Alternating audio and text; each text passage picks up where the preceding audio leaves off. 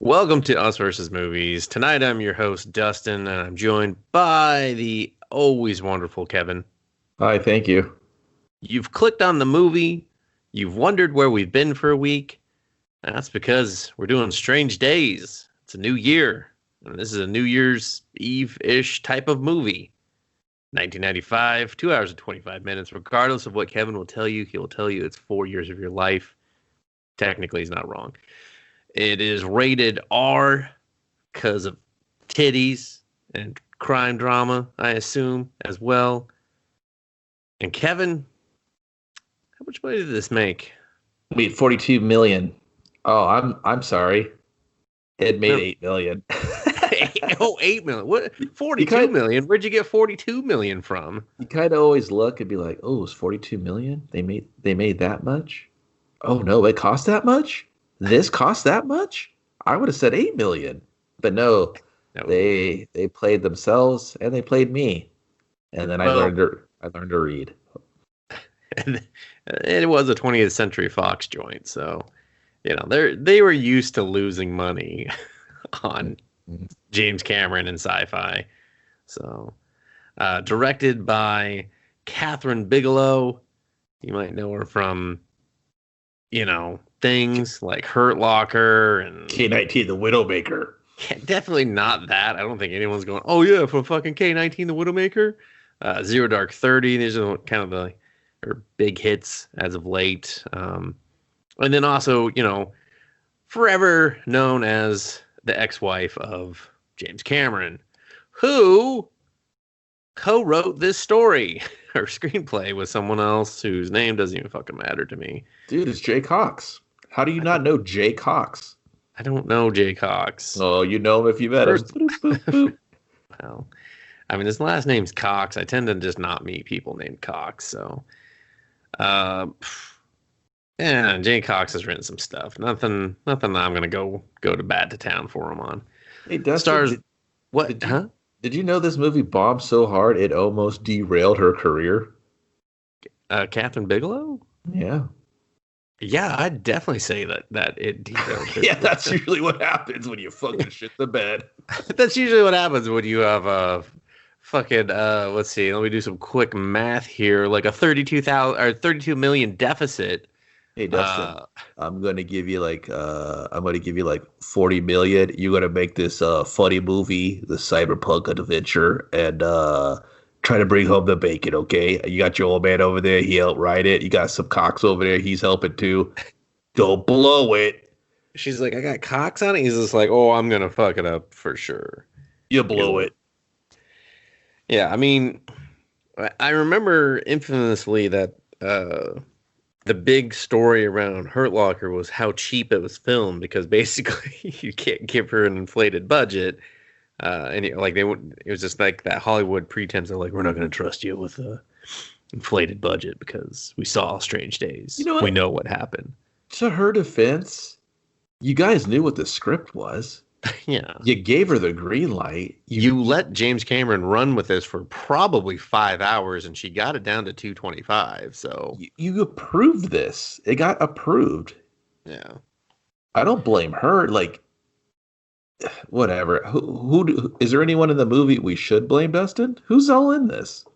I mean, you can blame Ralph Fiennes, but I mean, he was a young, full head of hair Ralph Fiennes playing Lenny Nero, which is the best and worst name all in one. Like, because you go Mr. Nero, and you're like, oh, that's a cool last name. Lenny, oh that's you're a grown man, and you go by Lenny. You know what, dude? Huh. I'd respect. I cringed so hard when they said his last name was Nero. I was like, no, it's not. Yeah, I was like, no, it's not. That was the cyberpunk. They were like, last name Nero, fucking cyberpunk. Hey, Future, are you ready for this? His last name's Nero. First name. I mean, it worked because I remember there was a comic book writer who changed his name to Nero, and I was like, bullshit. It's almost like it's real 90s. It's real hackers. It's real the future's fucked. What's going to happen when we hit like 2020? Well, I'll tell you what happened. Everything's well, this is just concerned with hitting 2000. So touche. Then we have Angela Bassett and her breakout role as Loretta Mace Mason. Just too many names. Just call her Mace. Just make it's cyberpunk. Her name's Mace. That's it. Juliette Lewis. Her name's Faith.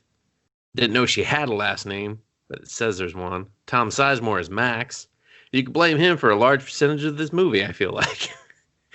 And then always the bad guy, Michael Wincott by Philo Gant. Oh wait, maybe that's the wrong. No, that's the right guy. Oh, his character's name's Philo, which also sounds bullshit. And Vincent D'Onofrio, who is playing Vincent D'Onofrio, I feel like at least like 90s Vincent D'Onofrio, where he just showed up and he was just like, I'm going to be angry and try to kill someone. So, my good on that, Kevin. Is there any? Because sometimes characters sneak by, and Kevin's like, "You forgot about this asshole that I wanted to bash on." I don't really want to bash on him. I know Richard Edison's in this. He says Tick. He's in there for 5 minutes and some very tweaker scenes, hence the name Tick. And then we got Glenn Plummer as Jericho 1 spelled oddly. I guess not. Yeah, I guess it's with a K instead of a C. That's fine. I'll take it. Oh, there was one other guy, William Fitchner, playing the other cop. He's also just. I saw him and I was like, scummy. "Oh, this is the." Yeah, I was like, "This is the movie that typecasted you as scumbag for life." Okay, good to know. So, I will say before we dive into this, the first time I saw this movie was on New Year's Eve. What a weenie! As a boy, I stayed over at a friend's house. His dad rented it. Did he Did he hold it up and go, "Hey, everybody, you know you want it"? You're like, bro, did you just quote the movie's tagline to me? I do. I'm a young boy, and I heard there's some titties in this. Well, his dad did not care if we saw titties. That is for sure. Well, no, that was him talking. He's like, "Hey, boys, there's some titties." Because if you are a young boy listening, shouts. If you or ever especially pre-internet, you knew every movie and knew every article where you could get titties. For sure. Yeah. It was in the boy grapevine, not like that, but just like that, where you're just kind of like, "Hey, boy number one. Hey, I'm boy number two. I heard you saw a movie that has some titties in it." He's like, "I did. It's called Strange Days. Keep your eyes out for it." He's like, "Word." And that's the little boy like connection of we all knew what movie had the titties. Yeah, no, for sure. Yeah. So we actually I take that back. It was New Year's Day. We fell asleep and we watched it on New Year's Day when his parents were sleeping. So we were just like, it was like good morning, first of the year today. So we were like, whoa. And then we didn't like the rest of the movie. so here we are. Strange Days, Kevin. You guys are the reason I bombed, I think. Because we watched it on VHS after it was already out. I mean, I think so. I think we were a little underage to go see a rated R movie. So, but yeah. Rated R, man. That's probably what killed it. Yeah. I mean, rated R in 95 with this kind of relatively unknown cast. Yeah, but see, the big problem is it was trying to be what they like to call gritty. And I can tell you it was gritty, Dustin, because everything's really dark when we're on the streets. It's poorly lit. There's every manhole cover in the world is just pumping up steam. In LA. Places. And everybody is kind of like sweaty and oily for no reason, or they're wearing bad wigs that kind of coincide with our narrative. But are they? Yeah, everyone just has that gross sheen to them for some reason in the first 40 minutes of the movie. And you're like, God, someone wipe your brow. Well, it's like Escape from New York. Okay. But whereas Escape New York is a very fucked future and we're in a prison city. Let me say that again. A prison city, which explains the scumminess, I feel, of everyone there. Mm-hmm. We are in a modern day LA. Like, this isn't Escape from LA, though you will likely want to upon watching this movie. Yeah, and just with the climate of the movie and the time it came out, this is like 1995, right? So yeah. I think this is kind of poignant. It's one of like this like stories, this fucking R that's happening in this movie. They all these little mini stories that none of them pan out. They just kind of dissolve. But this is probably your B storyline, right? Hmm. It's it's 1995 in the United States, and it's very influenced by like the Los Angeles riots and basically this. We're gonna jump over to the 20th century and all the unknowns, just kind of like civil unrest. And I kind of found it a little odd that, geez, 25 odd some years later, we're still there. Yeah, I will say that was one thing, and it was It's such a shame because I'm going to call that the B storyline of like this civil unrest, this racial tension that the hmm movie I believe is the best thing it captures. It captures it. Now, it doesn't conclude it for a shit, but it captures it. And yeah, I definitely, especially with how our country is right now, was just like, wow, we have made zero progress in 25 years. yeah, like Like and zero. and I think just to kind of get that out of the way because it's such a huge talking point, and I don't really to stop every 20 minutes to bring it up in the Yeah. movie is just kind of probably hard to listen to and an injustice to anybody. Like, I just shut up, we get it, guys. But And the movie does it enough for us. So. and the movie does do that stop and start with it, and that's supposed to be kind of like the groundswell that's happening within the narrative of like, hey, once we hit, the millennium's going to jump off, and what's that unknown? And it's supposed to be something that's kind of looming over our characters, almost a kind of a beat the clock kind of type Yeah. of vibe to it. And I didn't think it worked very well. It was just it was just very eerie and creepy to see it just so accurate today still, and sad and depressing that we've, like you said, made no progress as a people, as a populace, as a society, and we still suck at this, and it's embarrassing. But Yeah. that's where a lot of this movie came from, and it's got these anchors of just you're always abuse of power, a lot of voyeurism and control and rape, and it's real rapey, and It's it very rapey. and Yeah. it kind of like it does, I guess, weld it in the act of a creepy, uncomfortable rape thing. Yeah. But the gimmick to the whole movie is a lot of POV shots and this device that we'll talk about in a second that kind of is just tries to move the story along until the story gets tired of that device. It kind of wanders off and does something else. Yeah. So, well, I mean, let's jump into it because it actually kind of starts there, in the POV, and we're in the back of a car. Men are putting on masks to, you assume, go rob someplace. One of them's like, "What are you trying to do? ID me?" Because he doesn't have his mask on, and this guy's like, it's ready. And then we see this POV of the worst robbery in the history of all robberies, especially in cinema, Kevin. They rob a empty Chinese food restaurant for like $18. Well, Like just yeah, so you're totally right. Like what is supposed to be shown in this movie, or this scene, I should say, is they're like getting high in the car, and he's like, "What are you trying to film me?" Because later on we find out there's a thing called a squid, and it's kind of like yeah, this electronic hairnet in layman's terms that is worn usually under wigs and to hide it. to hide it, and it taps into your brain, and everything that you're visually seeing is being recorded, right? And feeling too. That's important too. That's feeling, because there's some real awkward scenes later on about that. So you get Yeah. all the emotions, all the everything is just all tied into that experience. Yeah, And you're just experiencing their world yeah, exactly. as And long as you have your eyes closed and the squid on. So yeah, it goes into your cerebral cortex, and you get all the good vibes. So this guy's getting high. They're all bickering at each other. Los Angeles is supposed to it looks like a police state. It's pretty much a war zone, allegedly. There's just crimes rampant. The cops are constantly out. The National Guard are patrolling the streets, just kind of waiting for the city just to erupt, right? And I don't think the movie does a good job of keeping that intensity from that because No, it's only when we're driving.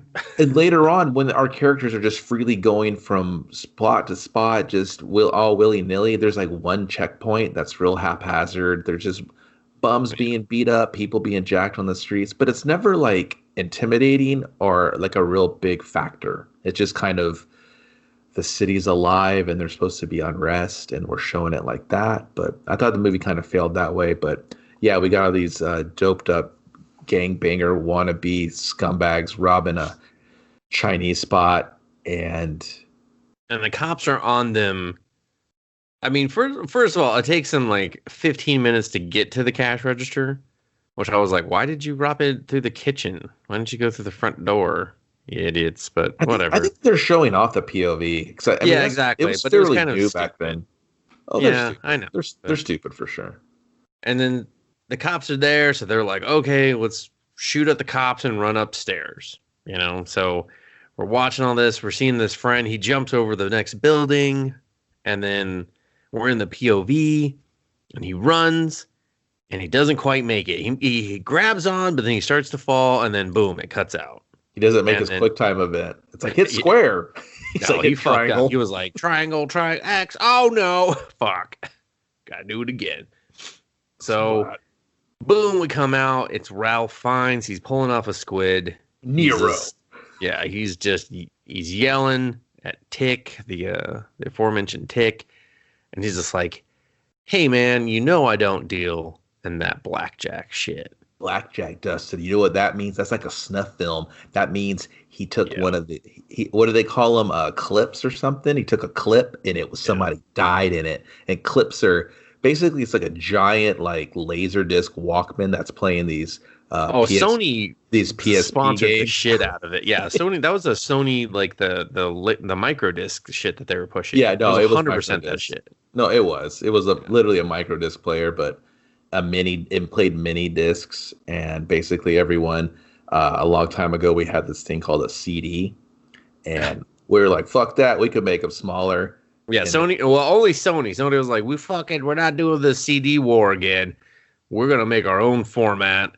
We're gonna make it expensive as fuck, and no one's gonna use it except for like 2 rich people, and they're gonna be like, this is shitty. Well, because Sony had all those music deals, right? Because they had the Sony Music, and they were like, oh, we can have our artists push these things. We have this new proprietary software, and then it's hardware.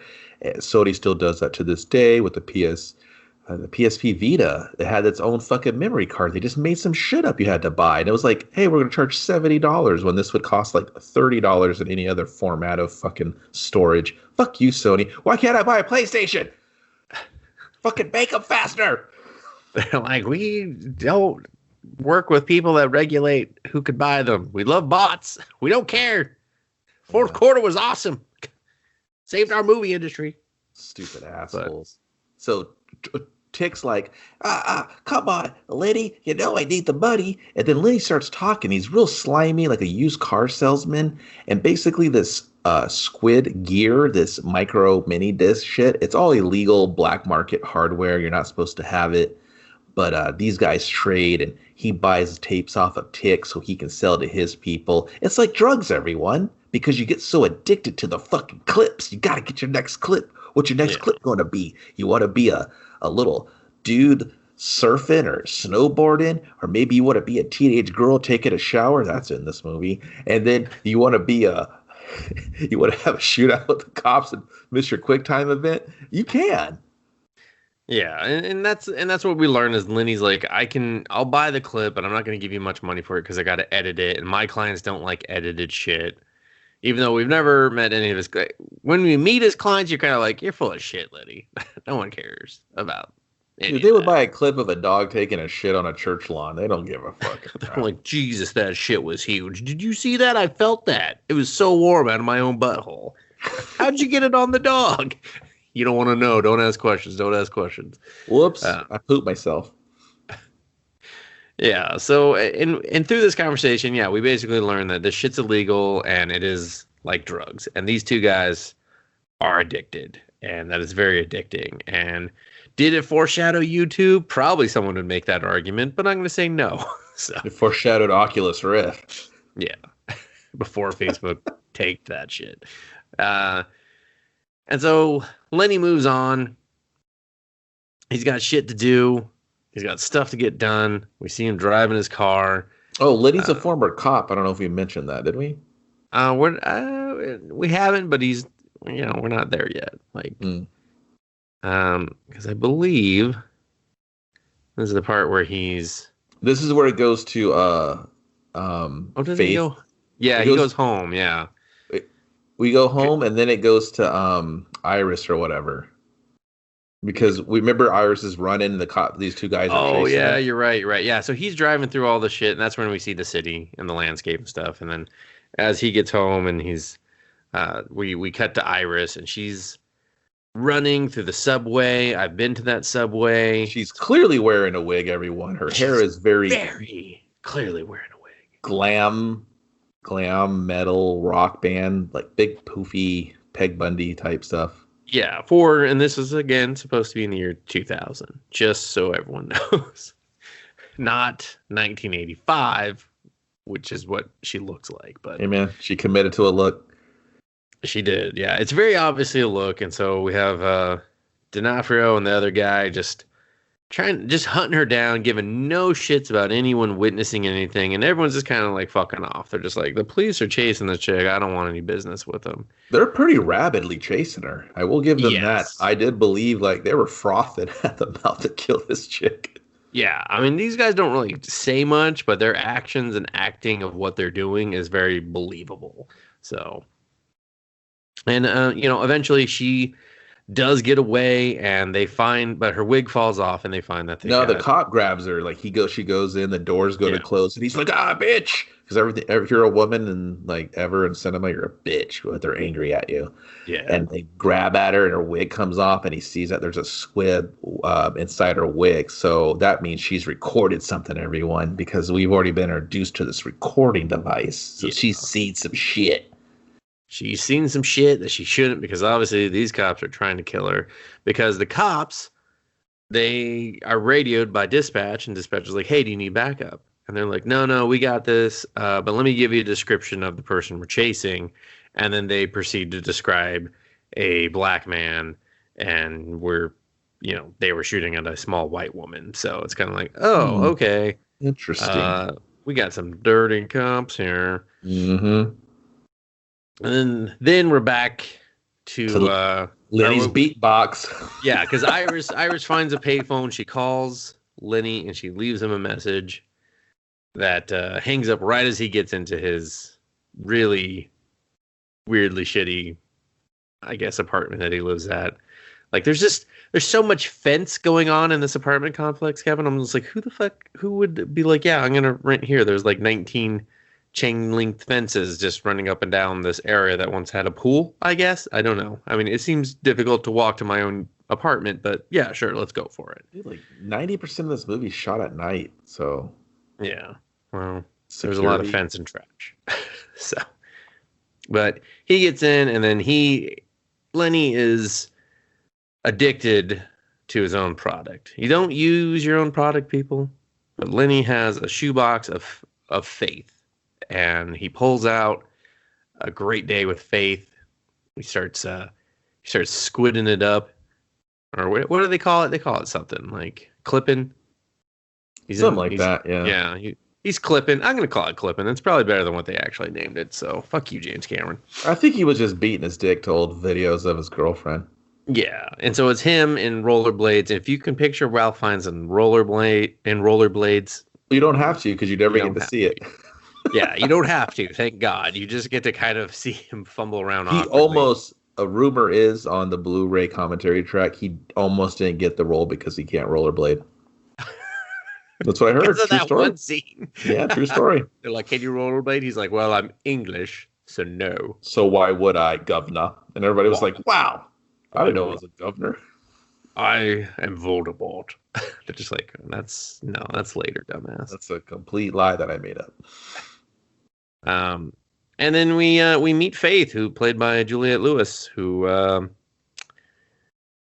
some people really enjoy her performance and body, and then there's me, and I don't enjoy any of those things. She was a 90s staple, man. She was in like everything.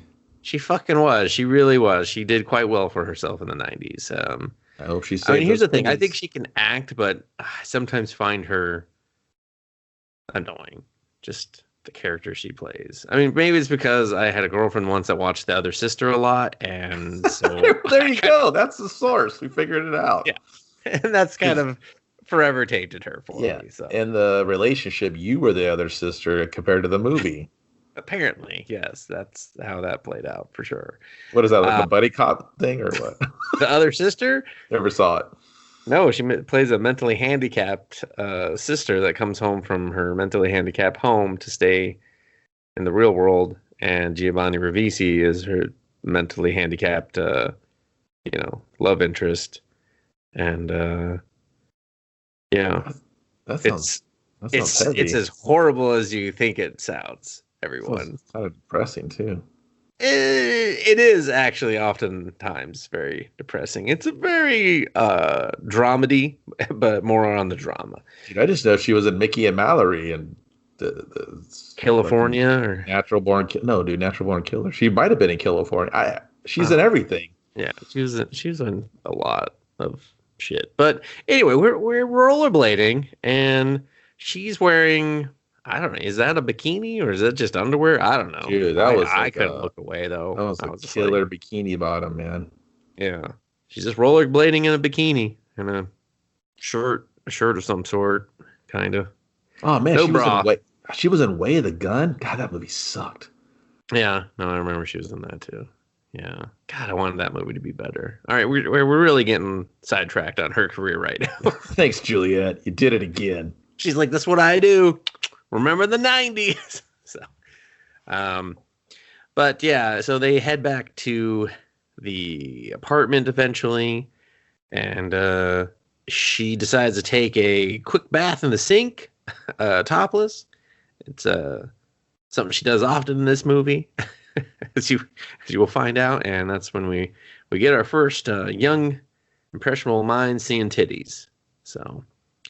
And it's alluded that it basically leads to sex. Eventually it cuts out and he comes out kind of disappointed and half-staffed. But he's got more work to do. He's got business to attend to. He's got to listen to Iris's voicemail, which types out on a screen, and it's quite cyberpunk futuristic and possibly just like never really acknowledged in this movie. Real speech to text on your phone. Yeah, only the screen's like giant. Like someone could look in your window and get your message. Like, oh yeah, And that's the thing. Like it dangles cyberpunk dystopian kind of future X stuff going on, but it just doesn't really go full force for me to go. Is this like right now? Is this a cool future? I mean, it's not Blade Runner where just shit's just so vibrant and visually. Yeah, but that's kind of the problem. Is like it's definitely doing like groundwork for that, like a but then realistic. when you just drive through, when you drive through LA though, it just looks like fucking LA in the 90s, and you're just like, well, nothing's bringing futuristic there. It's real Watchmen, where kids are sitting on fire hydrants because they're warm because they don't. Fire hydrants are just like. Yeah, remember that in the comic? Like the kids are sitting on fire hydrants to warm themselves up because it's not water in them or something. They're like energy reserves or something. Yeah. Come on, bro. Can't call it a fire hydrant then. Yeah, dude. What am I supposed to call it? The real name, so everyone completely has no idea what I'm getting on about. Hey, man, take it up with Alan Moore, not me. Okay. Yeah. So Lenny's got to get to work. He's got smut to pedal, and so he heads. He gets dressed up. Lenny's outfits in this movie are just god fucking awful. They're all supposedly Armani, but like if Armani loved animals and that were not natural colors. What? Real Rolling Stones like frontman bullshit. Loud, obnoxious, shit don't match. You're just kind of like it's like zebra print, but like instead of white, it's blue. Wow, these are all. You should write a fashion column. People all right, like, you remember that zebra gum? It's like the zebra on that gum. Okay. Fucking Fruit Stripes, bro. Fruit Stripes. There we go. Yeah, it's like Fruit Stripes from. Can I get a pack of the zebra gum? Hey, sir, get the fuck out of my store. No one goes in and asks ask for the gum. You just pick up the gum you want. No one's like, can I get the zebra gum? You're not like, little boy, get the fuck out of here. Little boy that looks like a Did you mean man. fruit snipes? Let me just put you down real quick, little boy. Fruit stripes, okay? Not fucking zebra gum. I know there's a zebra on it, but fuck you. I'm a 40-year-old man. Please put me down. I just want the zebra gum. Just give me the zebra gum. Anyway, do they make fruit stripes anymore? I mean, dude. It just still sucks. Yeah, that stuff got hard so quickly. When you're just That's what she said. Whoa. Not in this movie, she did. Anyway, so Lenny is he's hard at work. He arrives at some club. There's a very out of place gentleman because he's wearing a 90s business suit, and he's frantically tapping his hand and foot. I mean, it's like they told him, look like you're out of place and nervous, and he was like, gotcha. Tap, tap, tippity, tap, tap, tap. I hope everyone understands what 90s business suit is. Just fucking look at it. Okay, go to the 80s, take out the shoulder pads, boom, 90s. Hey, Jesse. Yeah, man. I've been listening to this podcast. This guy just describes shit real stupid, and I don't know what he's saying, so I have to look up everything they reference. Some guy's talking about electricity out of a fire hydrant.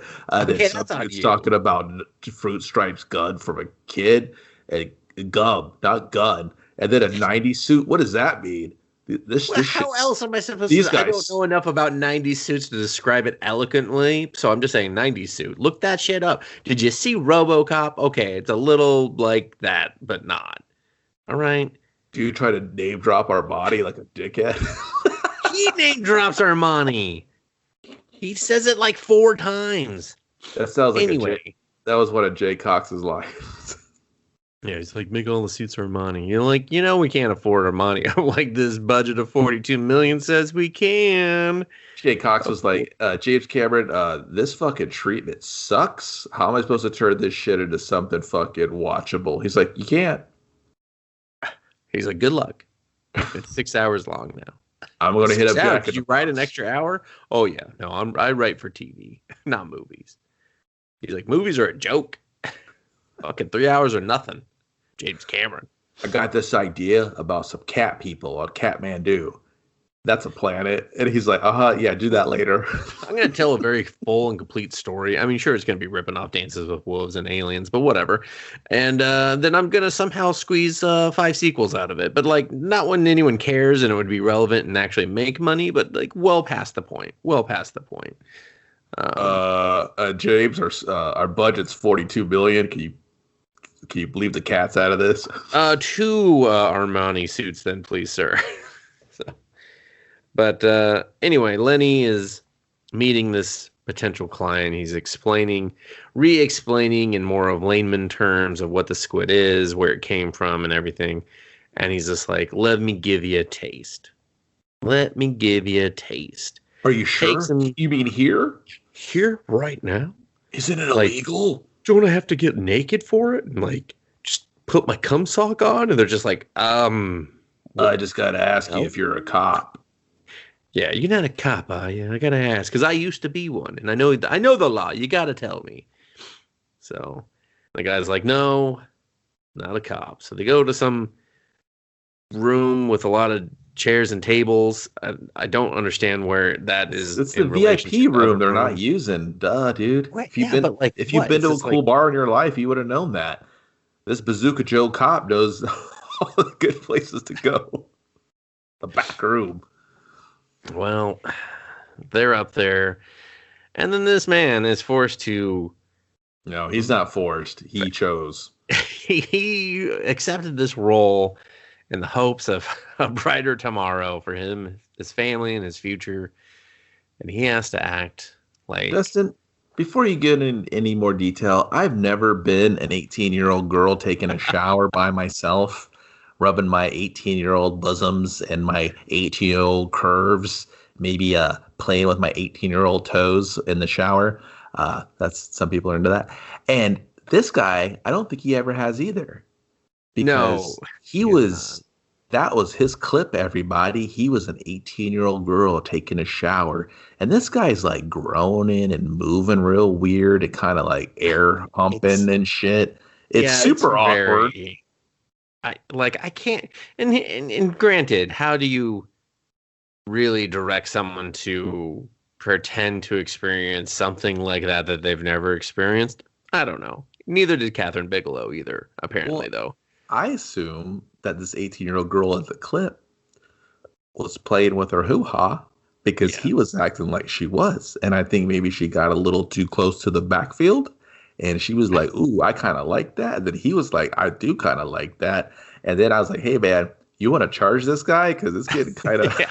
And then Ralph finds this kind of, I'm sorry, Letty just turns it off because he's like, yeah, all right, that's because he's standing there staring at him like, oh, like, yeah, I don't man, know, I was going to be in my this customer. Yeah, look at him. He's hooked now. He's addicted. scene. I'm going, yeah, Jack in the Box. They got those little tacos. I'm going there next. Yeah, because I mean, that's the thing is like, Lenny mostly deals with smut. So, um, and I think we even like maybe breezed over a scene where he's going through and like meeting people, buying things and stuff, and there's like a girl on girl video or whatever, and he's just like, "You guys are staging it too much," and blah blah blah. Yeah, But, yeah. There's another Tete scene in there. He's going to his watering hole, his scumbag hangouts, and he's just buying clips off of random people so you can see him in action. It's got a real used car salesman, scummy drug dealy vibe about it. Just well, it's like he's like kind of this, I mean, the way I looked at it is like he's got a lot of clients and he's kind of this facilitator to deliver clips. So he buys other people's clips, yeah. and that's like buying your stash or whatever. And then he's turning around and selling them for a higher profit, but he's not really making any money because he's always constantly getting his shit repoed or taken away or whatever. I mean, he's just like, it just does, his business doesn't make a lot of sense when you start seeing how shitty his life is. You're like, you're not Oh, that's the doing well. thing. Yeah, like okay, you're obsessed about Faith because you've lost her, but Yeah. you're an ex-cop and you're kind of in this real. You could get busted at any time because everyone said it's illegal. We've brought that up multiple times in the story. Yet no one seems to care about this property or this shit going on. At least not right now in the world, Yeah, it's like it's like it's like the least offendable crime or whatever. Yeah. Yeah, it's I found that very weird because it's just like they bring up that it's illegal. He's making it seem very shady and illegal, but like everyone knows he's like this clips peddler and no one like cares. Like Well, all these cops and people are just like, "Hey, Well, here's the smut thing, peddler." man. There's no emphasis on it because the real world around this is so much more dangerous and like Yeah. alive, and there's way more tension there. There's no tension to this squib stuff. Like, there should have been a thing where, like, oh, you can get addicted and it can melt your brain. There's a thing where you can overload it later on to kind of like put someone in a kind of comatose state. But there need to be something like, hey man, you got to go in slow with these clips. You got to do like some flower picking at first before you're in there banging and being in an orgy or having a shootout or something. Like, because your mind can't take it because maybe the endorphins in your body or something. Like, there's no stakes to this thing. So who gives a shit? Yeah, it's more of like someone can fuck with you while you're using it, not really like other than just constantly wanting to use it. You're not really. It's literally the having any other Oculus side Rift, effects. man. Like, if you got enough space in your house and don't fall down any stairs, you're kind of fine. I have a ranch style home, so I Oculus Rift all the time. Sir, we're over here. Whatever, I don't care. Can you put some pants on? Fuck no, I'm on Oculus. I'm high as a fucking kite. I'm playing 18-year-old girl shower championship edition. Watch how fast I scrub my vag. They're like, Jesus Christ, man. Go for the high score. You've started a fire. But yeah, so then he's walking down. He's going to set up his new client, and then we meet Max. Max, fucking. Listen, I know people like Tom Sizemore. I'm not one of those people. I don't know why. Doesn't he like beat women and stuff in real life? I'm pretty sure, yeah. But also, I mean, isn't he in a Tarantino movie or something? Wasn't he like addicted to drugs? I don't know. I'm not a fan. I'm pretty sure he is definitely addicted to drugs and beating women. So. Yeah, wasn't he on TMZ for like getting high and beating up someone or something? I mean, which time? Which year?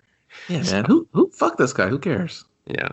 Um, he shows up in, and this is saying something, the worst wig of the movie. Okay. And we've already described Iris's fucking wig.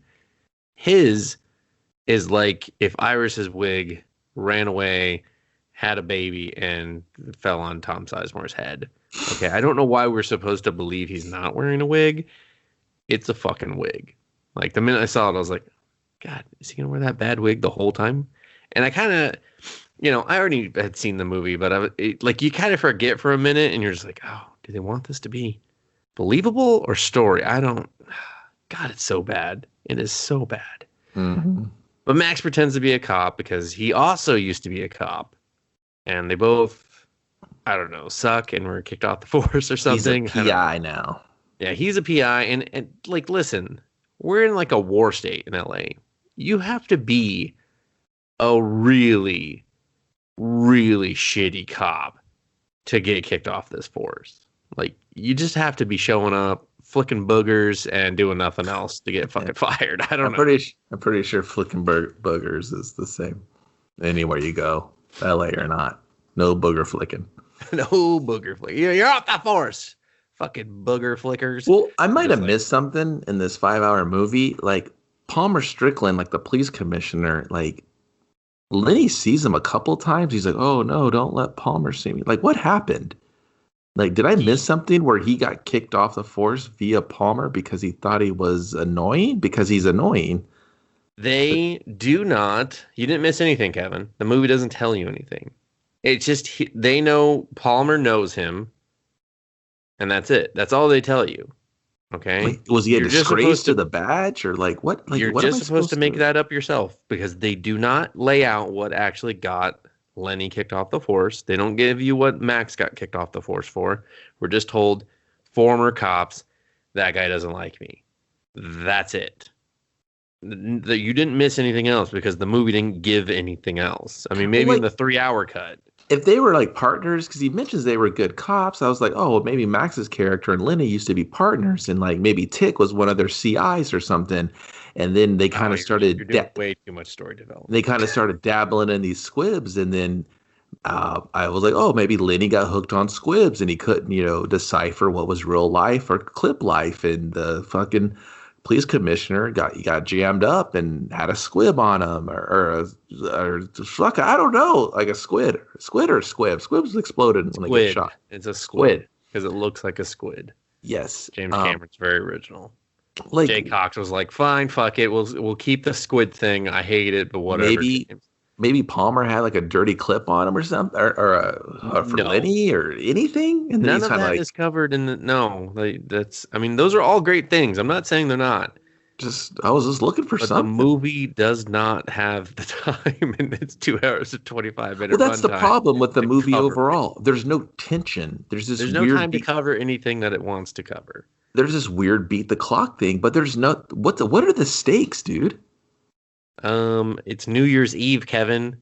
2000 is ticking closer and closer. We gotta finish it before Y2K.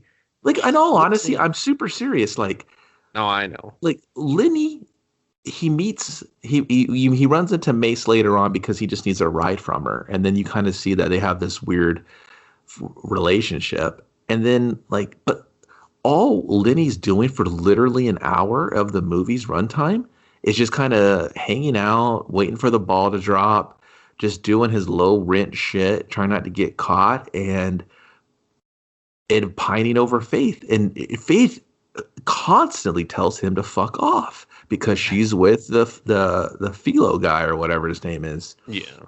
And he just can't. Bread. Yeah, he can't be told to fuck off. And the philo guy's a music dude, so that's why Faith wants to be with him. I mean, Juliette Lewis in real life did have a band, and so she wants to get signed. And they got this guy, this rapper that's Jericho One. He's kind of like a Tupac, Malcolm X, real political with his raps and stuff, and real kind of like a pillar in society. He's trying to get like a movement. He's trying to get the people to stand up, get all these gangs together to fight the cops, and have a voice. But everyone doesn't like that. That's bad. So that's kind of the B story kicking into overdrive. I'd even say a C story with Juliette Lewis trying to get signed. And I'd even say Tom Sizemore's Max character, him just kind of being a shitty PI. You know what I mean? And then it's so weird. Go ahead. Well, it's so shitty because he's a bad PI, so he gets hired to follow Faith around because Philo is tired of fucking Lenny just following Faith around. So he's like, hey, I'm going to pay someone to do it better. I'm going to pay Max to follow Faith around to make sure she's okay because I don't know if... So wouldn't Philo know that Lenny was an ex-cop and Max was his friend? Because wouldn't Faith go, hey, that's that wig motherfucker with my annoying boyfriend? Well, I mean, you're getting into character relationships and none of the character relationships make sense. So we're introduced to Max. Max scares off his client, and then they shoot the shit. That's when we're introduced to Jericho 1 in the bar because he's like, turn up the TV. Because Max is, for some weird reason, into all of the civil unrest and the racial tension. Well, because he's a pro cop. He thinks everything's fucked, and he's kind of like, hey, the cops are going to be doing this. He's almost like it's like he almost has something to benefit if the cops are beefing with the city or the gangbangers, or like, it's very. His motivation is so weird. And then when you find out his motivation, you're like, what? Weren't you just doing that anyway? What the fuck motivation? He has no motive. His motivation was his dick, okay? Yeah, Faith's motivation. Yeah. Everyone's motivation is fucking Faith.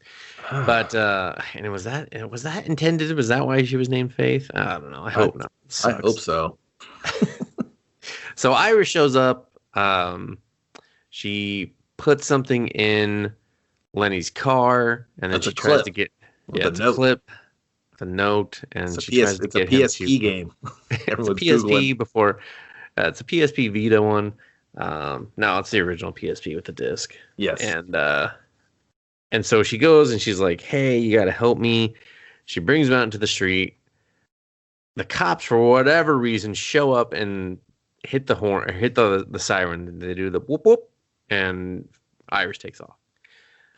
Lenny's car gets towed at that point because the world is ending, and then we just gotta tow this guy's car. Yeah, I was like, what the fuck? Well, it's getting repoed because he hasn't paid the bank, and I was like, out fake Rolexes to everyone. Hey man, I'll let you kiss me on the lips if I give you this Rolex. You're like, what? A pass? Listen, I'll give you a rusty trombone and this Rolex if you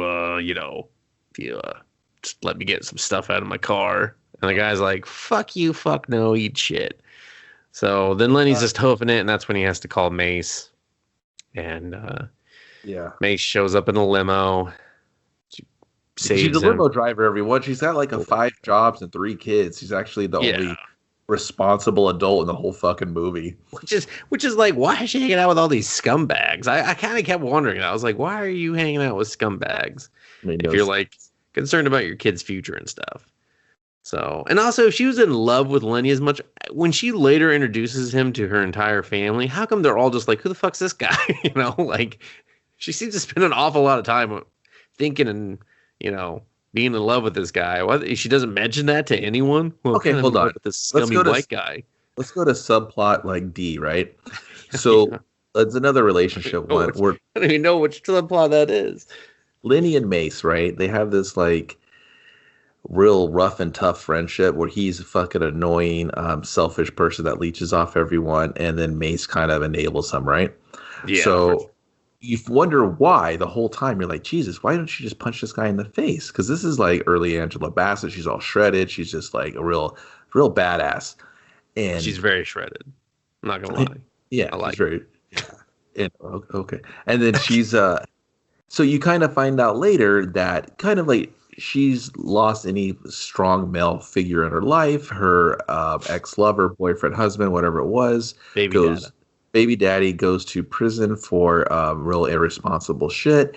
And who knows? It was just a giant police raid on his home. She smacked him in the head. Yeah, because he did some bad things, and she's wearing like a waitress outfit, so she's probably working the whole 3 jobs thing. Kevin, we know this from Santa Claus 3. If you're a woman on hard times, you're a waitress. That's true. I forgot. Yeah.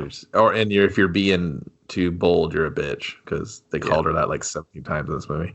And she goes in there, and then there's cops, flipping her whole house, and then Lenny's in there with the child, and you're like, oh, he's kind of consoling the child. And I guess that was the spark of their relationship, of like, you're really kind to me, no man's been kind to me, no cop, no. Is that like a building bridges thing? I didn't understand.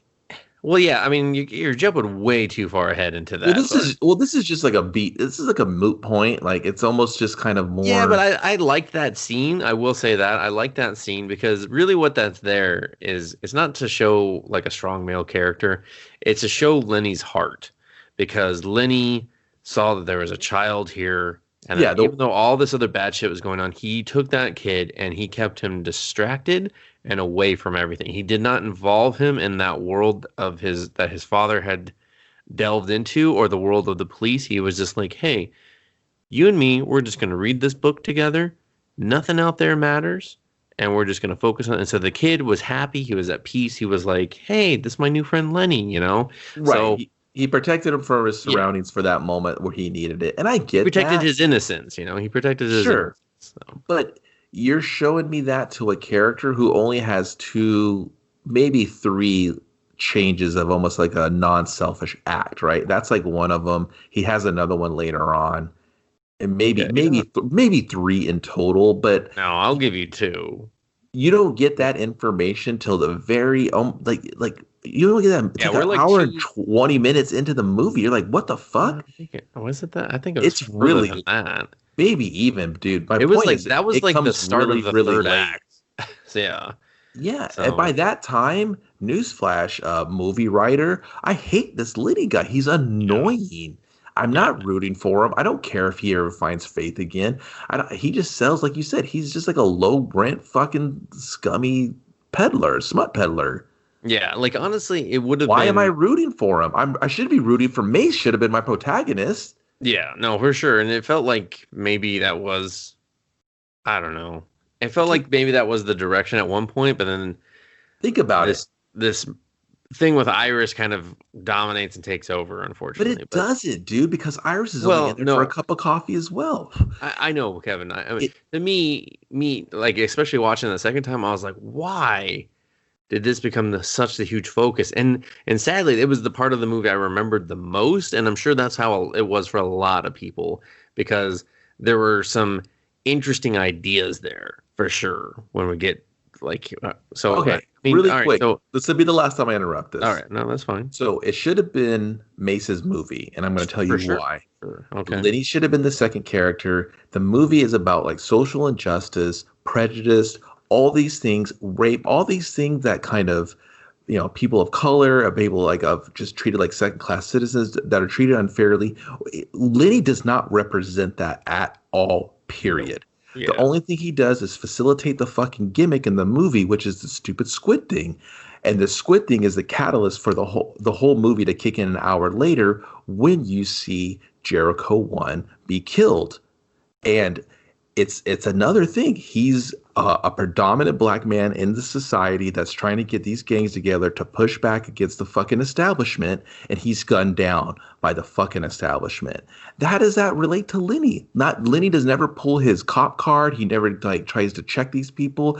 If you had Mace running this story and she kind of was intertwined with Lenny because of those moments, and she had that information first and needed Lenny, his gateway into that scummy world, instead of Lenny just chasing Faith around all the time, that's a better story.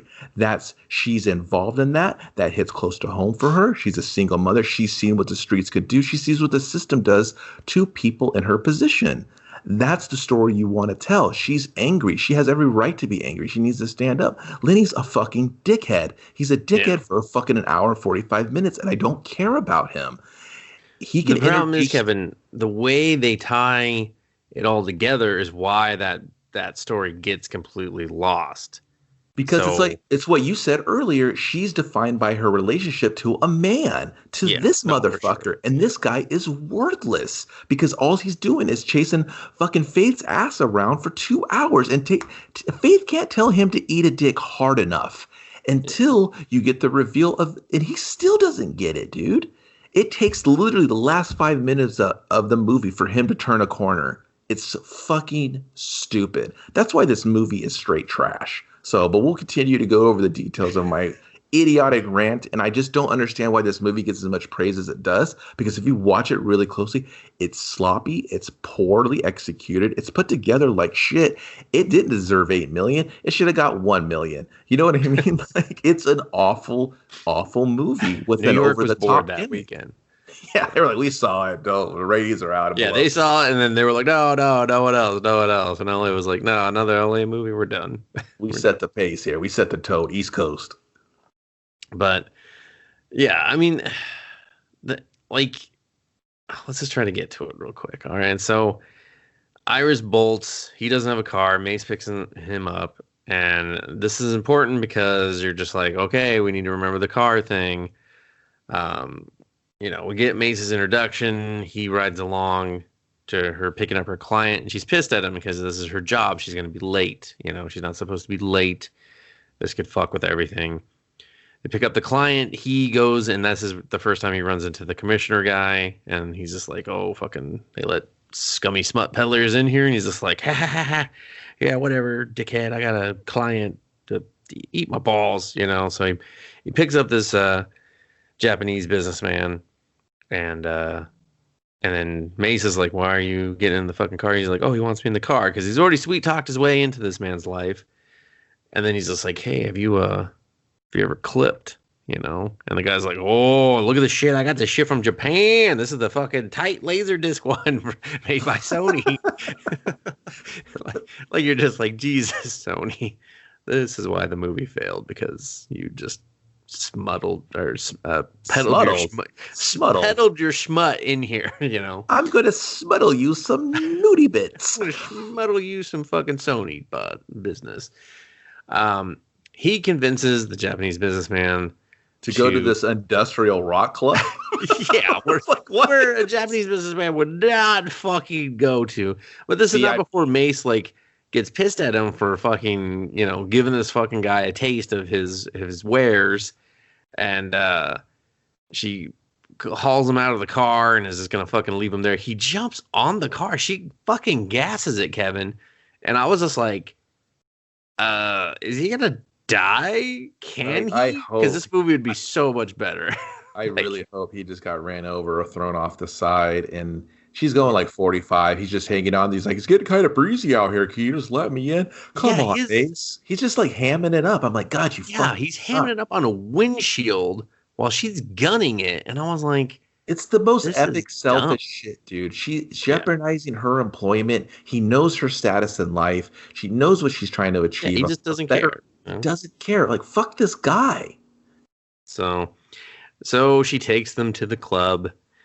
He is walked into the club. Apparently this club knows him, is cool with him, and they're like, hey, give this guy the VIP treatment to get him out of the scene. They take him somewhere, and then Lenny's just all about faith. And apparently if you're a record producer, you get just like this weird throne-ish looking VIP mausoleum looking thing in the middle of an industrial rock club. And that's where we find Faith. And he's just like, looks like I'm not welcome up there. I'm just going to go up there, So, read the room, Lenny. Yeah, he does not. And I think he runs into Tick or something, or no. Yeah, it was Tick. And he's just like, who's the muscle up there? And he's just like, oh, I used to play for the Rams or some shit. And I was just like, oh, God. When we were in LA. When we were in LA. Now we're back. This is so poignant. Fuck football. Yeah. So Lenny goes. Faith tells him to eat shit. The fucking philo guy tells him to eat shit. Everyone's just been like, Lenny, eat shit. The audience is like, you could probably eat some shit, Lenny. He could probably eat some shit. I wouldn't mind if Lenny ate some shit. Is there a fucking clip of him eating shit? I could fucking watch someone else watch that, Ew. The football guy kicks him out of the club. So Lenny breaks back in through a bathroom. It's really easy to get into this place. I don't even know why Lenny had to break in. I don't know why you just go back to the front and be like, hey, remember me? I'm coming back in. he watches. Oh, he goes up to some guy who like makes TV clips or some shit. I don't know. This guy's like editing a bunch of weird shit. It's just another one of his connects that he's just met, and this dude's like, he's handicapped in a wheelchair, and Lenny. I think this is the scene where Lenny gives him a clip of just somebody running through the forest and shit, or on a run. He's running on a beach. Yeah, same. So whatever. Tomato. I'd be in a forest. Tomato, beach, forest, whatever. No, because. Yeah, so this is another part where we see, this is technically the first time we see Lenny's heart, I guess. So yeah, he talks to the guy. Oh, maybe this is where he gets the guy's information about the football player. I don't know, it doesn't matter. Well, no, because this is because they go back twice, because he gets information later on involving Iris. Yeah. But yeah, this first one is when he gives him the clip, though. Yeah, I'm pretty sure Chick tells him him about the football guy. The football guy whoops his ass, and he's like, he just gets thrown out, basically. No, he doesn't. Yeah, he doesn't get his ass whooped the first time. So he meets with his friend, and he's up on this walkway above the club, and Iris is playing 32 seconds of a song, and then she's done. And then he's just backstage, and he's just like, you gotta leave Philo. Philo's bad for you. Philo. Faith. Tits. Another bath in the sink. We don't know why. It's just her MO. Philo was not wearing Filas, which I thought was a missed opportunity for some product placement. I mean, I don't know what that guy was wearing. He wasn't wearing a shirt half the time, Kevin. Hey, dude, he was a music mogul. You don't wear shirts. He didn't wear a shirt in The Crow either. The guy just doesn't like to wear shirts. He's got a thing against shirts. The biggest takeaway here is Philo. Jericho 1. Jericho 1 is the hottest rapper right now, and that's one of Philo's signees. Yeah, and they're in quote-unquote mourning because Jericho 1's been found dead. Right. Murdered. Murdered. So now Lenny gets kicked out of the club again. And the football player, he tries to, use his smooth talking. He's just like, hey, I saw you play. You're real good. And the guy's just like, yeah, I thought so too. He's just like, but I'm still going to beat your ass. Nothing personal. He's like, all right, but not the face. So, of course, he hits him in the face. Tries to bribe him with another fake watch. It doesn't work. So, I think doesn't he hit him with it or something? I don't know. But then May shows back up to quote unquote pick up her client and pick his ass up too, and drops him off at home where he goes to sleep, and then the next day he wakes up and he finds a envelope for him, and it's a squid. It's a clip. Or a clip, yeah. Or does he watch that in the? Oh no, he watches it back there. She's totally just like talking to him, having some like real talk. He's like, yeah, he's in the back of the limo watching the clip. Yeah, I'm gonna just like play this clip, real quick, and they go meet in the alleyway, and then Max shows up, and he's like, dude, you got to check it out. And it's literally Iris getting attacked by some unknown assailant. She's attacked. She's raped, and the gimmick in this one, her Sony Walkman is reverse engineered because apparently any asshole can hack these things off of Reddit, and he puts the squid on her head and then his head so she could see her own brutal rape. And how about that, experience everybody? And has to experience it. Isn't that just the most pleasant thing fucking ever? Yeah, and that's really like it's disturbing and everything, and then unfortunately it derails the movie where we're getting before this point, which is I don't now know it becomes, what we're getting. Well, the civil unrest and everything you were talking about, because now it becomes this murder mystery. Well, that's the thing, dude. Some sick fuck is. I don't think the movie's about the civil unrest. I think it's more about this gimmick and the sick fuck part. That's what I'm saying. Is like it 100% becomes about that, and I think it's the most uninteresting, underdeveloped, and easiest part of the movie to figure out. Like. It really is, It's very Scooby-Doo, the mystery of this attack. Yeah, and then so they have Max. But you know what? I take that back because you're probably not paying attention because it sucks so bad, and it's for sure. So you're just like, bro, it could be anyone. It could be anyone in a bad wig. I don't know. Hey, fuck, it could have been me watching this. I don't even know. What's happening? Could have been Iris. I don't know. Where was she when she was murdered? Yeah. No, wait a minute. Maybe I was watching it. Maybe my life. Maybe I'm in someone's clip right now. Oh, man. Here's the major question, Kevin. How did Tom Sizemore / Max wear 2 squids at once and not like blow up his brain? Because you could do whatever, Dustin. The black market technology that this movie is literally hindered on, like it's literally the hinge that just snaps everything all across the room. There's no explanation. It's a do what you want gimmick. Well, yeah. What's the science? What's the we don't have time for that. Are you sure? You got 2 hours and 50 minutes. No one wants to explain this whole fucking gimmick. How tight does it have to be on the head? Just loosely touching your hair. Oh, okay, cool. Yeah, man, I didn't need like a demonstration, but you have Tick in there, and he's apparently like fucking lives in a goddamn warehouse in a van down by the river. He can't fucking give me 2 lines of dialogue to explain, hey, man, don't rush it. Hey, man. No, he does. He just says Pentagon.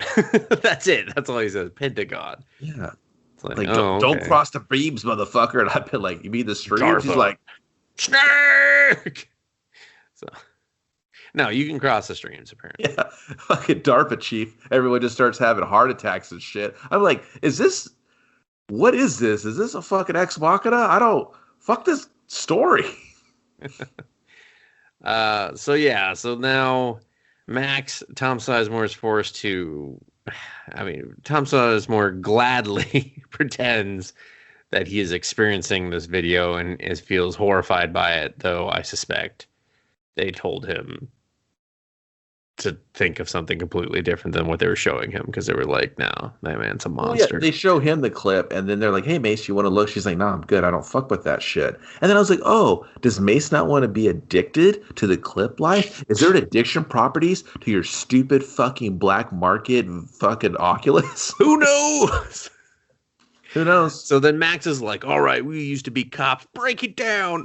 Break it down. It starts just like trying to fucking. And then Lenny proves why he was probably let go from the force, because his detective skills are 0. How did he make it out of the academy, dude? Literally, oh my God. What academy? He just showed up high one day and was just like, I'm a fucking police officer. Hey, man. A payroll glitch kept him on the payroll for 5 years. I've been clipping all these old episodes of Quincy. Or wait, Columbo? Ah, fuck. He's hired. I like to shoot people that look different from me. LAPD's like, oh, he's way fucking hired. Oh, he's in. Yeah. Yeah, it's just the detective skills on display here are 0. Yeah, it's comical. It's just like basics. He's like, well, clearly he knew she was there because he went directly to her room, kinda. And he knew she'd be a woman, so he raped her with his wiener. Yeah. And then let me just really focus on the fucked up part of her. He put the headgear on her. And he stud gunned her. Oh, no, it was a taser. What was that? That fucking cooked her up. Did he feel that when he put the squib on her, the pain from the fucking her muscles contracting from all the electricity going through? Did he feel that? And did he like it? Did he get off a little more on that? I don't know. Tom Sizemore's a weird guy. Oh. Anyway. And then just credits. Credits. That would be great. Like, what the fuck? Yeah. So now he's just like, I gotta get we gotta solve Iris's murder. I gotta get to my car. Because we gotta go to the Sunset Region Hotel, because that's where it's gotta be, right? Or no, yeah, well, they did that before they saw Max. Like, he was like, take me to the Sunset Hotel. And then we kind of skipped over, we glazed over him stealing his car back because they shoot the dog. He hasn't done that. He hasn't done that yet. How do they get the clip then? Oh wait, that's right, because that was the one left. Clip is the murder clip of okay, my bad, I got confused. I was clipping too hard, man. I was getting to that blackjack. Yeah, you were into that blackjack a little too much. Literally, the blackjack that we watch is us watching this movie. So you blackjack yourself when you watch this. Fuck you, movie. I'm gonna go blackjack for a few minutes. Are you watching Straight Days again? You know it. You're already jacked in. Yeah. Don't jack in front of the kids, please. Don't tell me what to do. No, man, I got all the little kids that were in squids. We're all jacking in on the fucking strange days. We're all blackjack hooked up. Oh, kids, I told you no blackjacking at the table. Oh, man, Dad, that one's fucking rough. You got to check it out. All right, we're just one hit. Where's the husband and the kids? Oh, I left them. They're hooked up to blackjack, Mom. And she's like, well, I'm blackjacking right now off of their blackjack. She's like, this is so fucking meta. I just literally got to start killing people. You know, I got to watch blackjack clips while murdering people fucking with my eyes closed, okay? I'm gonna go squid my head. I'm going to drive to James Cameron's house. I'm going to punch him in the double dick. Squid it. Double squid it today. You know, I'm gonna experience a squid and record a squid. I'm gonna put a squid on James Cameron's head and Catherine's head, and then make them both watch this piece of shit. I'm gonna make them watch me watch this. They're gonna experience me watching this movie, and you know what? I'm just gonna beat my dick fiercely so that they just experience the fucking ferocious pain of that while I'm watching this movie. You know? At the end, they're all just like, "Yeah, it's pretty good." I was like, "Yeah, I like the part at the end. You know what? That wasn't bad." You guys did commentary for this Blu-ray, DVD? 8 million. Digital. Fucking a joke. Should have made like 80 million. You know, I'm just gonna say that. You know what? America wasn't ready. It wasn't. You know, just like way to rip it from the headlines, guys. P.S. movie shit. So now he's got to get involved, and he's got to get the clip because he's like, all right, well, Iris is dead, whatever she died for, you know. Oh, and I think he does a stopover to warn Faith. He's like, hey, Faith, Iris is dead. He's like, he fuck goes off. to Philo's, I don't know, domicile, like his hotel apartment. Yeah, it's like a giant weird penthouse looking thing. It's so cool. It's so 90s. It's like when you saw people in movies using freight elevators as their normal elevator, and you're like, that's awesome. And then you also that would not be annoying at all when it broke down every other week. Or how loud is that thing? Oh my God, is it drafty or freezing or hot in here? How do I air condition this place? Oh wait, are homeless people breaking in? Like is that a massacre of homeless people downstairs? Jesus Christ, what is going on? Oh, the building's on fire because they don't put out barrels of oh wow, they lit their own piss on fire? Great. Where do I park? Like, no one lives like that, everyone. That's movies fucking lying to you. Yeah, that's cyberpunk. And if you were a record producer, a drafty warehouse, penthouse looking thing is the best this guy could. I wouldn't sign with him. I'd be like, look at where you live. Nah, man, get your fucking finances in order. I want to be a label mate with Jericho 1. What are you talking about? Well, I mean, he's dead now, so it's really his library you're going to be a label mate with. And so yeah, he rides the elevator all the way up, and is like, Faith, come with me. He's gonna get you killed. And she's always like, ew, why are you here? Yeah. And then feels like, look, she's free. She can choose who she wants to go with. And of course I'd be like, hey man, he was in The Crow, so I'm staying with this guy. Did you see The Crow? Like, it's such a better movie than this movie. he's in The Crow. He's doing the Crow guy thing now. It's the fucking performance of his career. Okay. I mean, he's just like treading water over here. Lenny, take your monkey ass home and go clip The Crow. It's real good. Just clip it. All right. Here's me watching it. You're going to fucking love it. Okay. I'm rubbing one out too. Okay. He's like, Jesus, Faith, how would you tease me with this so much? We know what Dustin's collection consists of. Him watching movies that he liked, beating his wiener. Beating my meat. You know, there's a high demand for it. So, you know, two people. I'm one of them. Anyway, box people subscribe to it. What's he going to beat to this time? What is he going to be? Oh, Mystery Science Theater 3000, the movie. Crazy. How will this work? But anyway, so Faith is like, fuck off, Letty. Like, literally, she says, fuck off, Letty. Over. Yeah, they laugh at him, spit on him, beat him up. And he's just she still loves me. I want to beg you. Remember the day at the beach with the rollerblades? No. You know, you're like, no, Lenny, you're fucking creepy. For me.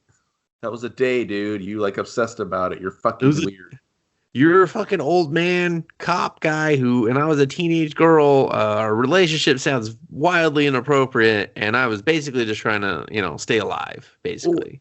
Faith's thing is she was like a junkie, prostitute, runaway whore, and he kind of like swooped in again. And his one unselfish time that I told you there was three. This is the third one, or second I one. don't know about that. Yeah, dude, that's their bond because they bring it up. Exposed her to just an equally horrible world of music. So No, because he always encouraged her talent. Remember, he even says that he was like, "Oh, I always thought you were a pretty shitty industrial singer," but I said, "Fuck it, Faith, you got to do you, Playboy. You get out. You could be the best shitty industrial singer." And then she was in a very niche market. But she forgot about that. She's literally blowing a guy that could sign her to a deal. It's all about the deals, dude. Yeah. Well, she's always just with whatever guy can give her the next thing she needs. Really. Exactly. And I was like, dude, hoe into a housewife. That's your fault, lady. You fell in love. Labes catch feelings, I catch flights. He was like, oh, shit, that's dope. He's like, you're hitting me with some real shit right now, and I don't like it. It makes me get misty-eyed. I don't like it. I gotta go clip for a minute. I gotta go clip on some different strokes. I don't know how to cry. I don't know how to cry anymore. I gotta do a fucking clip of me crying. Just remember how to do it. But yeah, so he fucks off, and then Crow guy Philo is just like, "Oh, if only he knew you were doing this all for him." And I was like, "What a weird, stupid line to say right there." Real dumb. Why the fuck did you say it? Because I don't believe it, and B, exposition right now. You fucking movie. Now you want to start giving me exposition on shit other than how does a squid work? It was so dumb. And she was just like, shut up, Philo. And then she just like strutted around in her underwear again because she wears either, if she's not in her underwear or naked, she's wearing a gold type of dress. That's the only wardrobe she it's like the loose chainmail type dress, like a cocktail sleeky kind of number to show off those yams. Yeah, so she had great legs. Someone thought that it was a sexy dress, but really, it wasn't bad. It's not. It's not great style. But anyway, so then he's got to get the car. He goes with Mace. They break in. Does she shoot the dog or does she just taser the dog? I forget what she does. I thought they maced. I thought the joke they maced her. They maced the dog. He ran away. I thought that's why he calls her Mace. Oh, I don't think so because her name's Macy and he just says Mace. Yeah, that's why he calls her Mace. Yeah, that's it. Because she always has mace and she's willing to mace a dog. Well, because the world's on fire. That's why she has face. So they get the clip out of the car, and then our former detective, who wouldn't know a tale if it fucking came up and bit him, comes out, and lo and behold, there's our two dirty cops that at this point the movie wants us to think we're responsible for killing Iris. The two dirty cops just show up, and I'm like, okay, you're dirty cops, so I assume you're not like good cops, and you're uniformed cops, so. And they knew that they know the clip was in his car and they wanted him to get the clip because they didn't know what car it was, but couldn't they just look up the impound lot, the information? Why would they? What did they know and what did they didn't? You have to assume that they knew that he was a clip peddler and that he would have access to a squid. Well, I would have believed that because he's an ex-cop. Wouldn't cops know how cops get down? And he can have been like, "Oh, you're the old fucking washout cop that was a fucking squid peddler. Now we knew we'd find you here or something. Give me a throwaway line. Even if they're just two different detectives, I would have just believed it because I'm an idiot. I would have been like, "Oh, okay." But then also, how did they even know he was actually? Because when she stands next to him for like all of a millisecond when they show up in the first like scene with him. So why would they even know that he was associated with Iris? No idea. It's not like she had a phone to go through. It wasn't like they saw her throw the fucking clip in the car. He's like, oh, man, we got to find the owner of that car because we got to talk to him about some items that are ours that are inside it. Just bust the fucking window out. Especially when they incriminate us. Yeah. So, it was just it doesn't magically appeared. We just need these two stories. That's what I'm saying is, though, like the story wants you to think the cops are responsible for Iris's death. Spoiler, they're not. But the story wants you to still believe that. It's giving you this like red herring because it wants this murder mystery to be so much more important and well thought out than it actually is. It's really a disappointing mystery for sure. Yeah, the movie tries to be cheeky about it, and it fucking just they just think they're so smart with it. They're like, oh, look at us, this mystery. Oh, they'll never solve it. And fucking Hollywood writer, you can't do our job. Yeah, it's just because you have a convoluted story. No one can figure it out because you're just throwing shit at it, and everyone's just like, oh, I don't want to touch that. I don't want to watch this. Yeah. So then they have a chase scene where Mace puts her car on the line to save them, and is that her car? Isn't that from the company's car that she's driving for? We don't fucking know. I mean, that's what I'm saying. She's putting it all on the line. So, and then this really long scene through some of LA's favorite roads to film on for car chases happens, and then they're down at the docks, and I don't know why anyone drives to the docks, Kevin. Why would you drive to the docks? Because then the docks is water. So these assholes, their car fucking stops. They don't know what to do. The cops are just pouring gas on them, and they're just like, well, I guess we die. And they light the car on fire, and she's just like, hold on. And then they drive off into the water. And he's just like, this is your idea? She's like, well, the fire's out. And I was just like, wah, wah, wah, ba-doo. Like Price is Right song. Literally the worst cop, everyone. Literally. Just like all of them, everyone, all of them in the scene. Just stupid as fuck. So they get some shit. They go. They swim out. They don't get discovered. The cops are like, well, I guess they're dead. And he gave him a clip of Faith that apparently keeps on his person like 24/7. Yeah. And she's like, man, I can't believe you gave him the clip. He's like, yeah, it was one of my favorites of like Faith and Hot Tub or something, I think is what he says. And then it's just, all right, it's like, all right, well, now they know about Faith. So, you just endangered the person you proclaim to love. And now they got to watch this clip. And is from Iris's POV, and she's riding with Jericho 1, and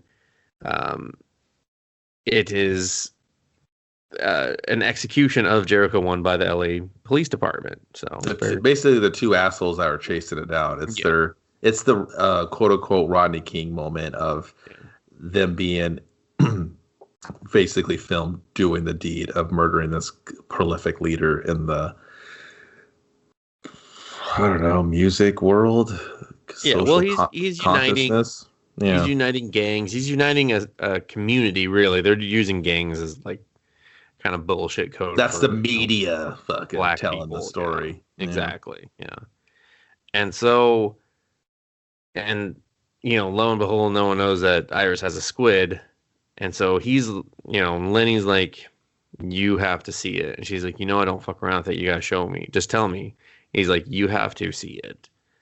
And so she watches it, and that's her first trip, is watching, Jericho 1's death and everything. Going back to my rant from earlier, it's so poignant and powerful for her. And it really kind of just almost comes off like another clip for him. And like he just wants her to see it. To what? Show the levity of everything? She already knows it, dumbass. She lives it every day. And for him to be like, you got to see it, and he sees it, and then he's kind of like, it almost turns him, like, his empathy kind of comes up a little bit for what she's going through.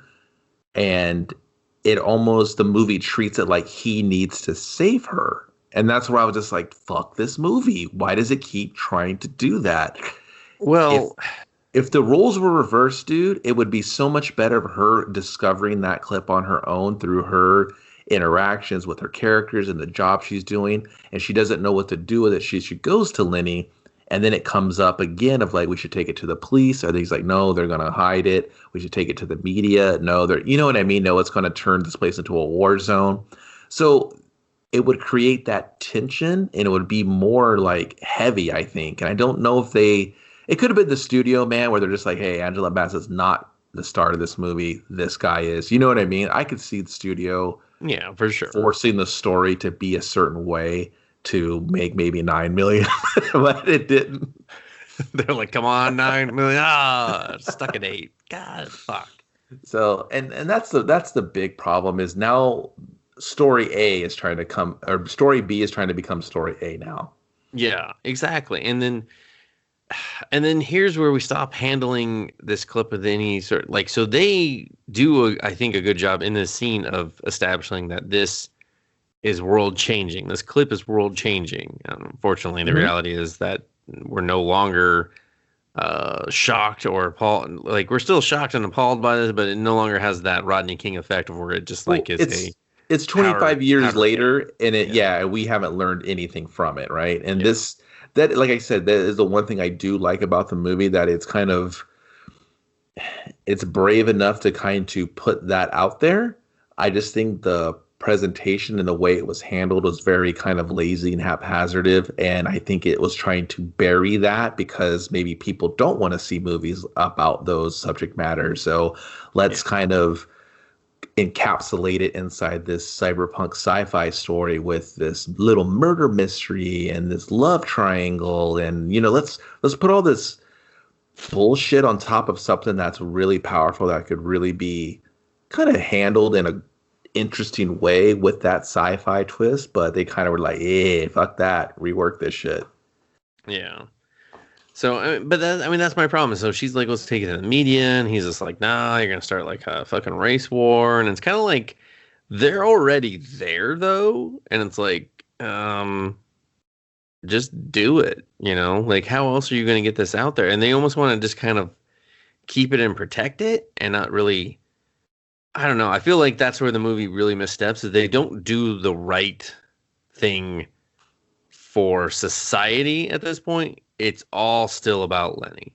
It's about Lenny and Faith and protecting Faith. And he's like, if you release that clip, she's dead, And that's the thing of like, it's like, but why would she be dead? Just because she do Iris? Iris was the one that did it. And it's further revealed that Philo had the girls hired to follow Jericho 1 to keep an eye on him. So and because I think he liked experiencing being with his own recording artists in a weird way, because it kind of allude they allude to that through like one of Faith's like fucking exposition dumps, and you're kind of like, okay, I guess, because we don't have Philo enough screen time to say his master plan as the opposition, which he's really not. He's kind of just a guy that has your girl because you're a sucky boyfriend. He's another red herring villain, Exactly. It's all like a big whodunit, right? But this fucking James Cameron is not Agatha Christie, so you don't give a fuck. There's nothing fucking engaging about any of these characters because the whodunit, it doesn't mean anything, dude. Yeah, like the big important story, it wasn't like the whodunit killed Jericho 1 to set off this huge like fucking race war or this fucking time bomb that's gonna go off at the end of to start off the new millennia. Is like there's almost like no tension. Like like you said, what do you do with this clip? Who can benefit from this clip the most? The only people that know about it are the 4 of you, or these 3 and the 2 cops. Yeah. Because Iris is dead at that point because Tom Sizemore killed her. Everyone, I'm sorry. I think I already fucked up and said that, but yeah, it's just, I don't know. I don't really like again, I don't really like it. So their plan is they're going to go to this party to save Faith. And Mace is just like, okay. I still don't know why she's in jeopardy, though. I don't know either, but they even show you, and they try to trick you that she's in jeopardy. Yeah, they find what's his face? Tick. He's been murdered too. He's been like over amplified or whatever. So he's seeing like. And here's the thing, squid vision. Before he died, they showed Tick the thing, and he was like, I don't know, that's not one of my black market mock-ups. He's like, yeah, dude, he's running 2 fucking squids together. And he was like, is that one of yours? He's like, I couldn't tell, but this is some real spooky shit. If it's one of mine, it could have been. So he's really spooked by this whole act of. Yeah. And before we got to that point, to get Lenny all in a fuss, someone squid records him like sleeping on the couch, and someone puts a box cutter to his fucking throat. He was like, "Oh, the killer knows where I'm at," because we got to get out. Let me count the people that know where you live. Mace and Max I'm done. Yeah, that's it. I'm done. And It- one of them doesn't it's use faith. squids. And I think, yeah, exactly. And I think it's supposed to make you think, he's like, oh no, does Philo know where he lives? And he's sending him a message because he Yeah, just won't exactly. stay out of a stupid club. And you're just Yeah, like, God, and it's movie. really just like, oh, we have this weirdo serial killer. He's like a voyeuristic serial killer. You know, he wants to be Mhm. recorded and experience. He wants other people to experience his murders, and Like, that would be cool like, if that was our entire story. And yeah. If fucking Lee Max, was a like, real cop, and I don't know, Mace was his partner, and they were trying to stop this guy. That would be an amazing cyberpunk story. Just I trying to would have, stop this new serial killer. But that is I, not our story. I would have laughed if Max like put his nuts on Lenny's face or something and recorded it. And then Lenny's like scrubbing his face. He's like, he put his balls on me, Max. His balls. Teabag me like some fucking Halo kid. Fucking Halo kid me. Just like, ah. He's like, I still smell sweaty, salty balls. And then he just licks his own like ball sweat off his cheek, and he's like, "It's Max." Credits. Yeah, he's just like, hold on. It's Max. It's totally his. He's done this to me before. Motherfucker. Should have known. It's credits. Tune in next time on Strange Days, the television show. Did Max put his balls on Lenny Nero's face? Find Just out. shows Tom Sizemore do the, I don't know, the shoulder shrug thing. And you're just like, yeah. The wig falls off. They're like, it was him. It was him. And so we go I to would have this got party. away with it too if my balls were so sweaty and salty. He's like, what is like a goddamn swamp cooler down there? What am I to do? And then it just cuts into like an underwear commercial. It's like MeUndies. He's like, MeUndies, we got your fucking balls covered. So So there. I wasn't gonna do an actual plug for MeUndies because I think they're shit, but whatever. Everybody's like, listen, if these assholes on this stupid podcast about this shitty movie bring up one more thing I have to Google because I don't know what the fuck they're talking about.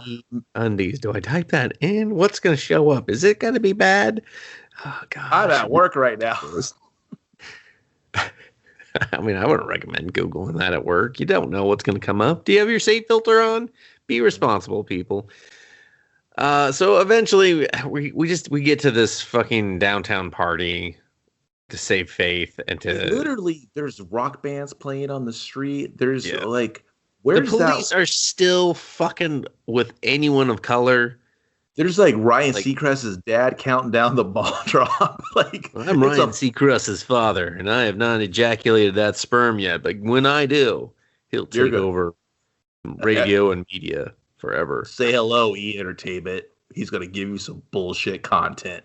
Yeah, and everyone's like, yeah, it's literally like World War III on the streets, dude. Like, it's packed. You can't fucking cut a fart without hitting 12 people, let alone drive a car. There's helicopters. It's just fucking like state of emergency.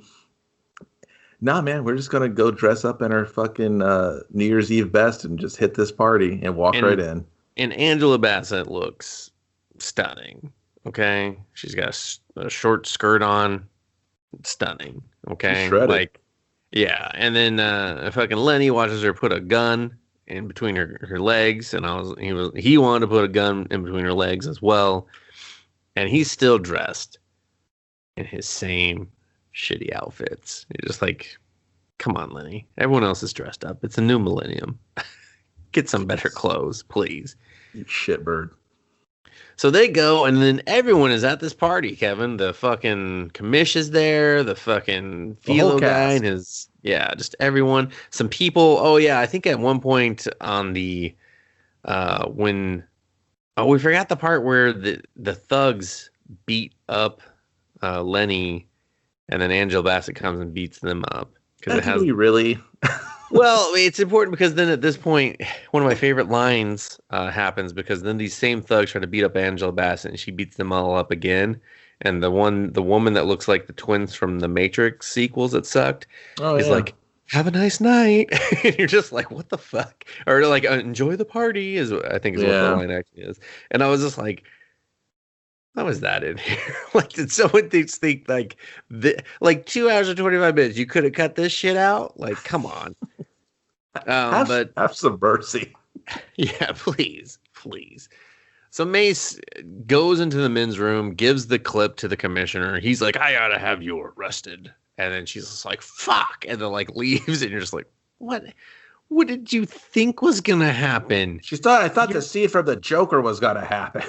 Well, it's just like, okay, so now this party has music producers and a lot of police officers. Like, did those mix on New Year's Eve a lot? I don't think they do in any cyberpunk future, but whatever. It was, dude, it's like you said, it's like a murder mystery. I have all the cast in the room. I'm going to tell you who did it. But yeah. Mace is an idiot. She gives away their one trump card to the guy that the main character, Liddy, has been telling me the whole time that, oh, I don't like that guy. He don't like me. He knows I peddle the smut. Well, he's like, if there's one person that's not dirty on the force, it's that guy. And it's like, okay, so were you alluding you were dirty on the force? I don't fucking care. I don't care how you got fired. Why didn't they stop to make a copy? I mean, they go to Tick's equipment. Why didn't they just make a copy while they were there? I don't know. Didn't they say something where you can't make a copy or some shit? Well, it was a copy of a copy already or something. Or it was like the original. Generation loss. You know how that works. Yeah, I think they could have made one. Just one. I don't know, dude. Why? Like, I'm just saying, take the time. Anyway. Like, why didn't they just do what we said? Have a squib clip recording of them watching it. You know what I mean? And then you can see what they're watching, and then they got the copy. Hey, man, they already did it on the Max attack scene. Max attack. So Mace is now she's running from the dirty cop. She's already beaten up the dirty thugs, and we gotta follow Lenny. Really quick, dude. The dirty these two patrol cops, they fight Mace in like 1,000,000,000 shot. Yeah, they just like walk past her and they're like, "It's you. You're alive." Yeah, dude. Like, how the fuck do they keep finding her? This is so stupid. Listen, Kevin, before they executed a black man for being black, they were rising stars on the force. Okay, they were primed to make detective. All right, but just spot one person in a detective skills crowd. Look pedestrian at best. Everyone look at a New Year's Eve party on the streets in like New York or Los Angeles. It's packed full of fucking people. And these guys are just like, yeah, right there. I was like, what the fuck? Right there, we found her. All Good eye, sniper. Jesus. Yeah. So, but then Lenny goes up. He finds the football player. He fucks him up the first time because Lenny's pretty much just a pushover, like you just look at him, he crumbles, like he just relies on his mouth or whatever. And so then he's like showing real dedication to physical violence. Well, he figures out that Faith is upstairs in the master suite waiting for fucking Philo to, I don't know, just get crunk or get lit or something. And then they're gonna clip out and watch Golden Girls. They're gonna watch fucking Dean Clark. Who's Dean Clark? Dean, what's his fucking name? Dick Clark, dumbass. Dick Clark. I mean, I had the Clark part right. Oh, they're watching Lois and Clark? Like, yeah, they're watching Lois and Clark. They're watching the Kryptonite condom episode. So he's like, this is my favorite one. Let's watch me watching it. You see the same thing being reenacted with the squid on Faith, and then all of a sudden she's being attacked.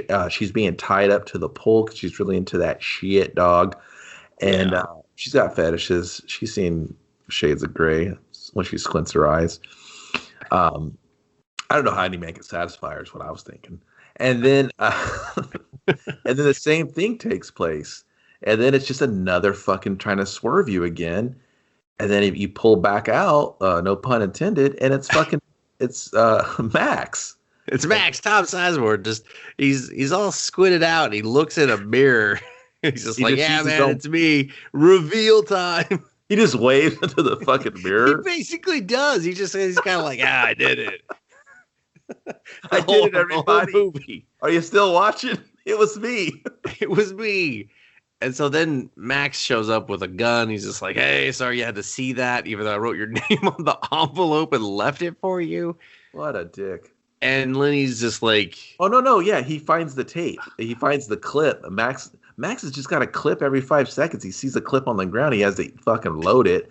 And then he sees Faith going through the act, and then he waves at him. He's like, "Gotcha, buddy." And then fucking Liddy's like, "No, my last name's Nero." And then Faith's like, "Yeah, I was into it." And then Max was like, "You thought I was your friend? Hi, everybody. I wasn't his friend. I fell in love with Faith when I was tailing her because Philo told me to do it." But not the love part, the following her part. Yeah, and I did the love part on my own. So. But you never know why they broke up, but I don't either. So I just moved right in on that sweet, sweet poon. Yeah, and this is the part where like I lose respect for the movie because then Max explains his motivation. Well, I mean, like utter respect, any chance of respect, okay, for even the creative things they came up with. So we've been introduced to Jericho 1's death, and that this clip is a powder keg to go off in society. Okay. And that feels very important. And then Max is very pedestrian with like, oh yeah, you know, it was like whatever. I was just like doing this one thing and I saw an opportunity to like fuck with you and to basically like clean house so I could just have Faith all to myself. That's it. He's just like, my motivation was Faith. Oh, I don't give a fuck about that wasn't clip. Faith, quote unquote, being captured by Philo and then he wanted to give the disc to Philo to get Faith back because he's still motivated by just faith. No, because he found Philo dead already. Oh, I mean, before they got to the party, I guess that was the plan, right? No, he was just gonna go and try to talk Faith into it again. There was no like we're gonna bargain with Philo shit. What is a dickhead to the very end? Yeah, and so then, you know, Faith appears and she's like, "Yeah, Lenny, I told you." Not into you anymore. So watch as I betray Max. And then Max is like, you fucking asshole. I knew it. You betray everyone. Yeah. She did a double turn and Philo's already brains fried, but he's comatose, just like Tick was. Yeah. And then the friends fight. And then it's revealed that Tom Sizemore is wearing a bad wig. And the audience is like, yeah, okay. Yeah. The only surprise was that he's squidded out the whole time. So then everyone's like, yeah, well, okay, we get it. Because on the side, he was selling like piss videos where he goes to the bathroom a lot because he has a fucking urinary tract infection. And people are just like, dude, I told you, I don't want any more fucking piss videos. All right. He's just like, come on, man. I just need like $5 to get by. I'm Tom Sizemore. Come on, help me out. Everyone watching this, like at that point of the movies are like hyper insulting, right? Like if you even gave it have like 15 fucking minutes, even if you gave it like the common courtesy to pay attention, like I'm not even kidding everyone, like literally 45 minutes in, you're starting to get like irritated, like upset. It's like you're watching a fucking pot of water boil and you're like, bitch, you should be bubbling over now. What's happening? Is that guy on the stupid podcast right? Is this movie 7 hours? The runtime says, yeah. I will say I was like, oh, this is over 2 hours. I thought this movie was like $1.40. Like I could tell this story in $1.40. Dude, I could tell you a better story less time. Man, I thought this was what I got here, man. I thought this was the Criteria Collection. I was like, holy shit, what is this? I know. I think about it. Maybe it was the extended. No, I'm pretty sure I avoided the extended cut because I was like, what? This does not need to be extended. No, it's 145 minutes, dude. It's long as shit. Yeah, no, it's but so they fight and Lenny gets stabbed in the back with like a knife and he just like leaves it in there for a minute. And then Tom Sizemore goes over the balcony. He's holding on to a shitty Armani tie, and he just decides Lenny's shitty tie, not his own. Lenny's shitty tie, yeah, not his own. He's like, "I'm gonna take you with me," and then Lenny's just like, well, I'm going to pull this knife out of my back, which will make me bleed to death, and I'm going to cut this tie, and I'm going to watch him die hard all the way to the bottom. He hits, though. Yeah, he hits. And you know what? No one stops partying. I wouldn't. There's a lot of police down there. None of them rush over. I'd party harder if I saw Tyson. I'm surprised some guy didn't just like show up and start teabagging Tom Sizemore's head. He's like, yeah, you're fucking dead. It would have been real like Futurama if like the body hit, that everyone just gets around and starts dancing still. Yeah, taking pictures with him. They're just like, woo. Just ignoring that someone died and just still in the moment of the party. Yeah, they all just start body slamming fucking cars. They're like, that's a new thing now. It's the new millennium. And then Faith is just like, I did it all for us, Lenny. And I was like, it seems like all of your problems would have been solved had you just gone with Lenny to begin with. All your problems would have been solved if Lenny could get over a girl. Yeah. Which and he does. I wouldn't have watched this whole fucking movie if this asshole wasn't chasing this fucking sweet legs yammies all around town. Like, fuck you. Kevin, why did they arrest Juliette Lewis? Because they were just like, dude, what are you into that? Over your shit. You broke too many hearts. You told this guy no too many times. Because all she wanted to do was love you, damn it. They heard her demo tape and they're like, listen, man, you're coming with us. You come with us. We got just a cell for you, you fuck. Industrial grunge women rock? I don't think so. Not in my city. So, yeah, I didn't understand why they arrested her. I mean, sure, technically maybe covering up a murder or something, but Dustin, did the cops all clip to get caught up with the movie? Yeah, eventually, but it just seemed like if they were quick to arrest her. They just arrest people randomly. They walked in there. What are you going to say, Max? But he has an illegal black market device and his brain's fried, right? Everyone's kind of knows about it. You use, you lose, right? Yeah. So what is she going to say? Oh, we were clipping out and then he fried his brain. How is she guilty of that? You know what I mean?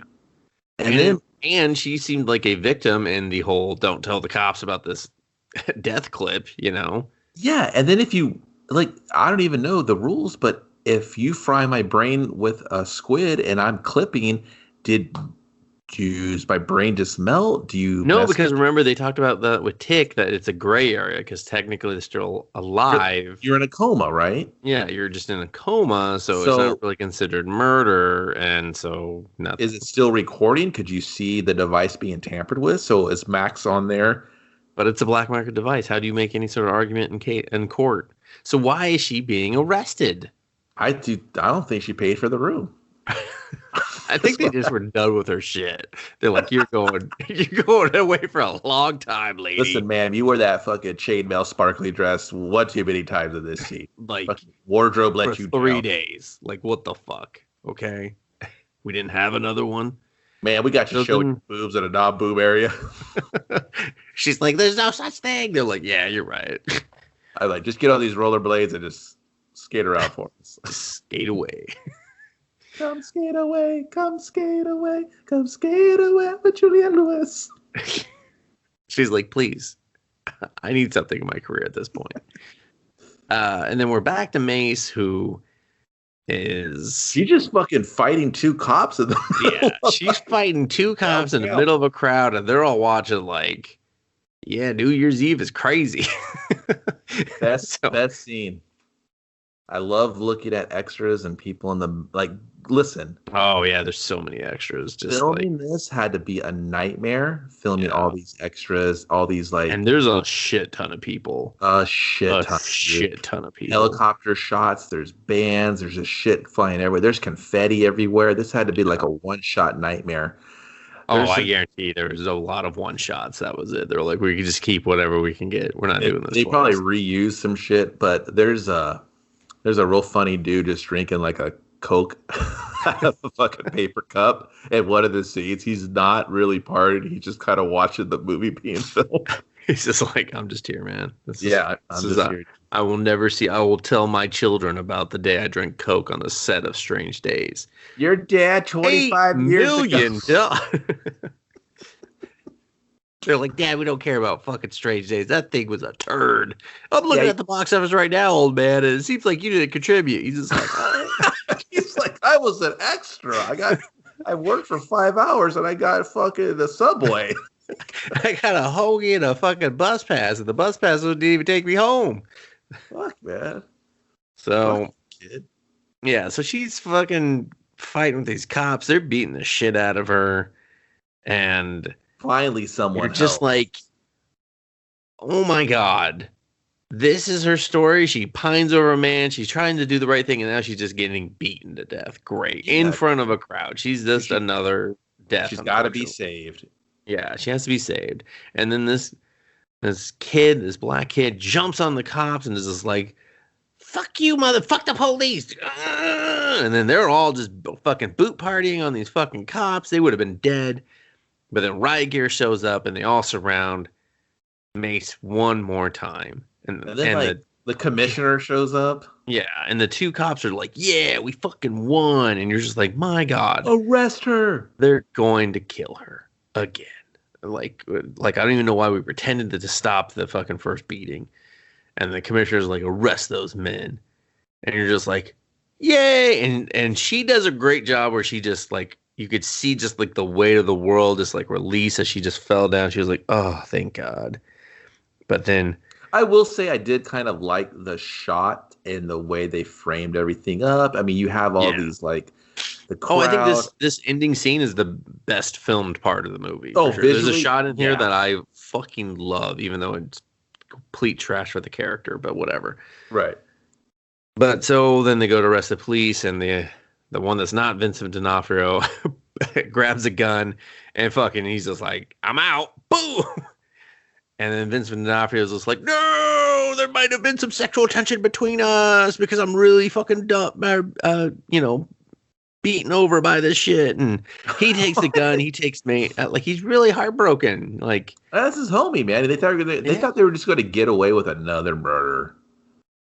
Well, maybe there was something more going on between them. I don't know. Dude, I don't need another fucking sub-story. I know, but I felt like there really was one with these two guys. Like, they went through hell for each other. Okay, and that wasn't just some partner shit.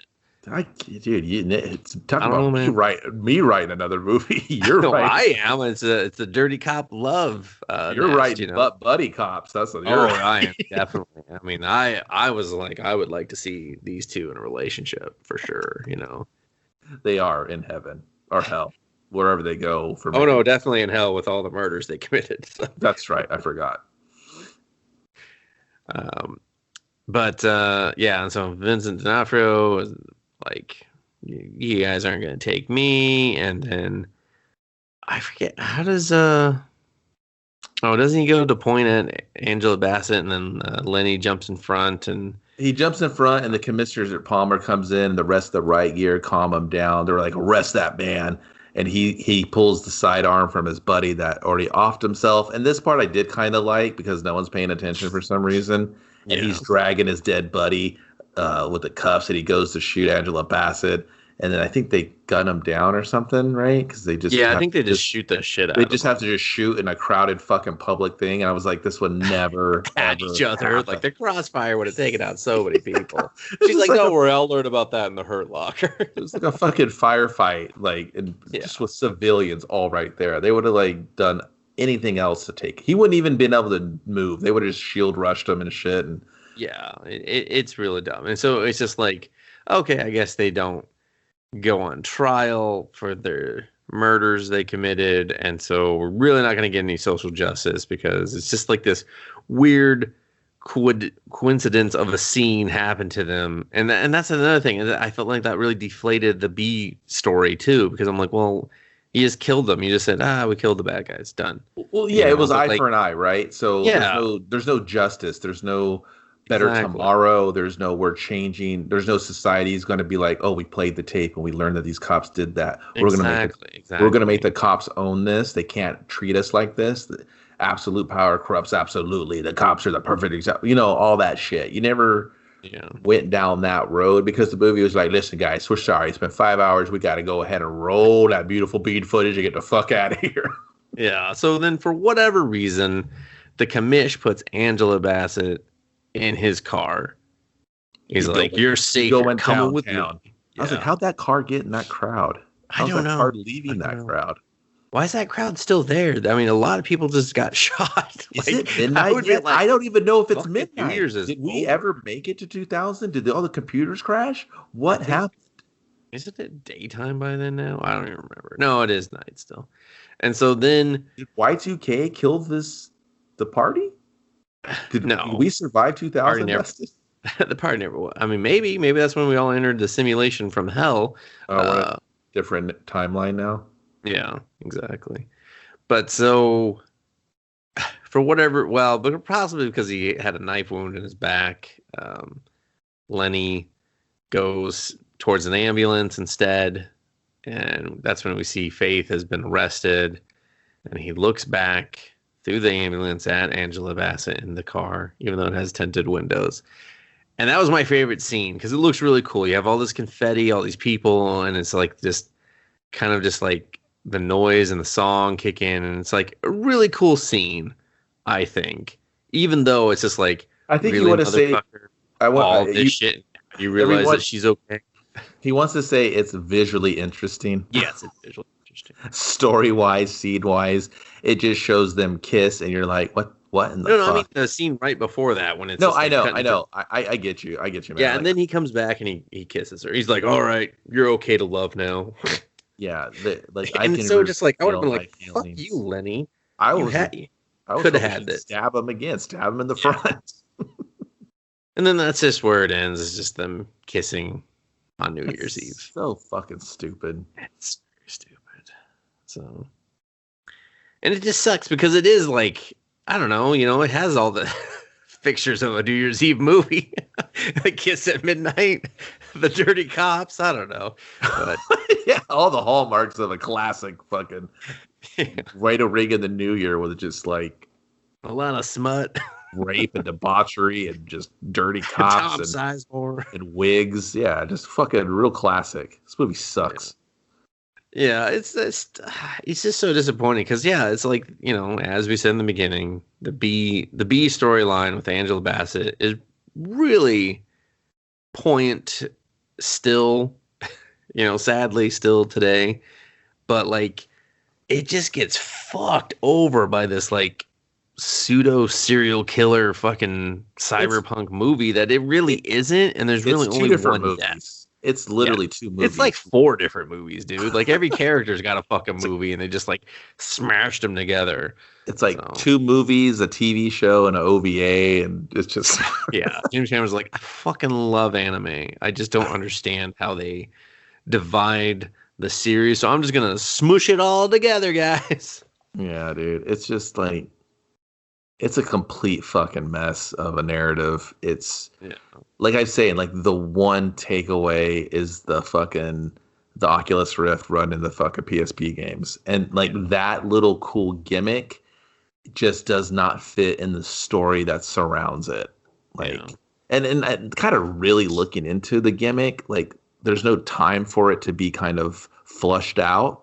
Yeah, no. But it's just a gimmick, And if I honestly think if we take that to some sort of like Broken Mirror type of show, it's really not that interesting. It needs a lot more help to stand up to basically fuel a 2-hour movie, right? Like it can't pull off a 2-hour movie. So that's why you have all this extra bullshit around it. And that's all it is, dude. It's bullshit. There might be nostalgia goggles for a lot of people for this, or maybe you love some of the actors or some of the performances, or maybe you just caught this at a great time, or it's 1995 when this shit came out. Maybe that was a cool premise. Yeah, well, I mean, obviously, like some people, like I said, like I only thought this was like an hour 40 movie because I only remembered kind of like the cool tech parts and like the fucked up parts of like, oh man, that was like fucked up, like the whole making them experience their own rape, like that's super fucked up, like that shit, like. Is very fucked up. Like, don't get me wrong, I'm not underplaying that at all. Yeah, that's brutal, like, right? So that's brutal. Like the first time I saw it, I was like, that is some fucked up shit, So, I think those are the parts people remember. People don't remember like the Jericho. Like I didn't even remember the character Jericho 1 until I saw it again. I was like, oh shit, yeah, Jericho 1. Oh shit, yeah, that's the real movie. Because it's like none of the characters' storylines and like motivation matter. Like Lenny is obsessed with Faith. Okay, Faith is wrapped up in this thing because Philo doesn't want to turn over the footage because he doesn't want everyone on his label to find out he was watching this one guy. Okay, I think your business will be okay. And I think that's going to fucking, if you're doing that to all of your people, that's eventually going to come out. There's enough people that know about it where that's going to come out. So that doesn't make any sense. Faith's trying to protect Lenny from what though? Well, okay, like think about this. Like Lenny's like the dreamer, right? He's just kind of obsessed with this fucking fantasy world that this stupid machine provides, right? Yeah. And it's almost like this film noir-esque thing that I guess where he's just pining over the woman, and it's kind of but like a detective type of wannabe bullshit that's kind of overlaid, but it's just done very poorly. But like we said, like I think Mace is the fucking main. She's your real hero. Like yeah, but she's shackled to and defined by her relationship with Lenny. Of like, yeah, because she loves him, so she puts up with all of his shit and is just brought along for his dumb adventure. Yeah, exactly. So it's just like I said, it's just clumsy, it's just sloppy, it's just put together like shit. It doesn't know what it wants to do. It doesn't have the balls to make her the fucking protagonist. You have to just he has to tag along, and I don't know, man. It's just it doesn't work. It just doesn't work. It's long, boring, stupid. I just fucking hate it. Yeah, it definitely didn't hold up. I mean, and I don't remember liking it particularly well when I first saw it. Like, I've never watched this until now again. Like, you know, I watched it in like 96 when it came out on VHS, and I watched it now. So I think I've seen bits and pieces of it, but I never saw the whole thing. This is like the first time I think I saw the whole thing. I mean, yeah, it's a huge pass for me. But it's one of those things. Hey, you probably already saw it. It's still better than Surrogates with Bruce Willis, but so I fucking hate that. I hate that, but not by much, you know. Not by much. Yeah, this is pretty awful. So Bruce is like, really, fucking right at the end, you got to get with it on me. Like, what the fuck, guys? Yeah, man, you don't want none of this, Bruce. I will fucking dunk on you. Yeah, Bruce, we've seen your body at fucking work in the last 5 years, okay? And by seen it, I mean, I've seen that it exists, but I ain't watching it, so. Asshole. Surrogates was like 2011 or 2013. What was that? That doesn't He's matter. like, I wear a bad wig, too. No, that's his bald days. I know, he was wearing a wig in that, too. He was wearing a bald wig? No, he wore a wig in that movie at one point, too. Surrogates? Yeah. Have you seen Are we thinking about the same movie? Yeah, it's fucking, he has... His surrogate body has hair. Okay. All right. You know what? We're not doing this. We're not talking about surrogates. I'm not fucking watching that movie for this podcast. So. But what do you're passing on Strange Days, Dustin? No, I think everyone should watch it on New Year's Eve, but only on New Year's Eve. Watch it on New Year's Eve. It has nothing to do off with the year right. You go, you know what? No, I'm never doing Strange Days again on New Year's Eve. I gotta start next year, right? Watch the New Year's Eve movie. I'm sure that's if you watch Strange Days, then you know your year's can only go up.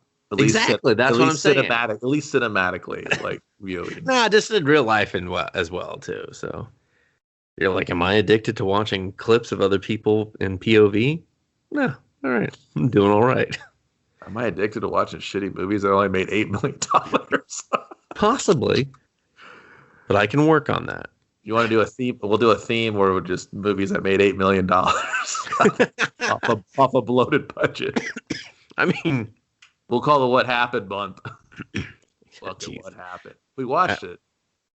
I think people are done with our themes for a little bit, Kevin. I mean, first Jack Frost, and now New Year's Eve. They're just like, please stop. No, I didn't want to watch this fucking thing. You were like, bro, New Year's Eve. I was like, no one cares, and everyone sees it coming. I pitched it. You said it was fine. Like, there was no argument. There was not this whole like, oh, come on, don't make me watch straight. You were like, said fine. Wonder Woman 84, and you were that like, was after. You were like, let's watch. We had already talked about Strange Days before Wonder Woman 84. Oh, dude. Don't lie to our audience, Kevin. I'm not lying. I'm lying to myself by continuing to talk about this fucking movie. I'm Kevin. He's Dustin. It's us versus movies.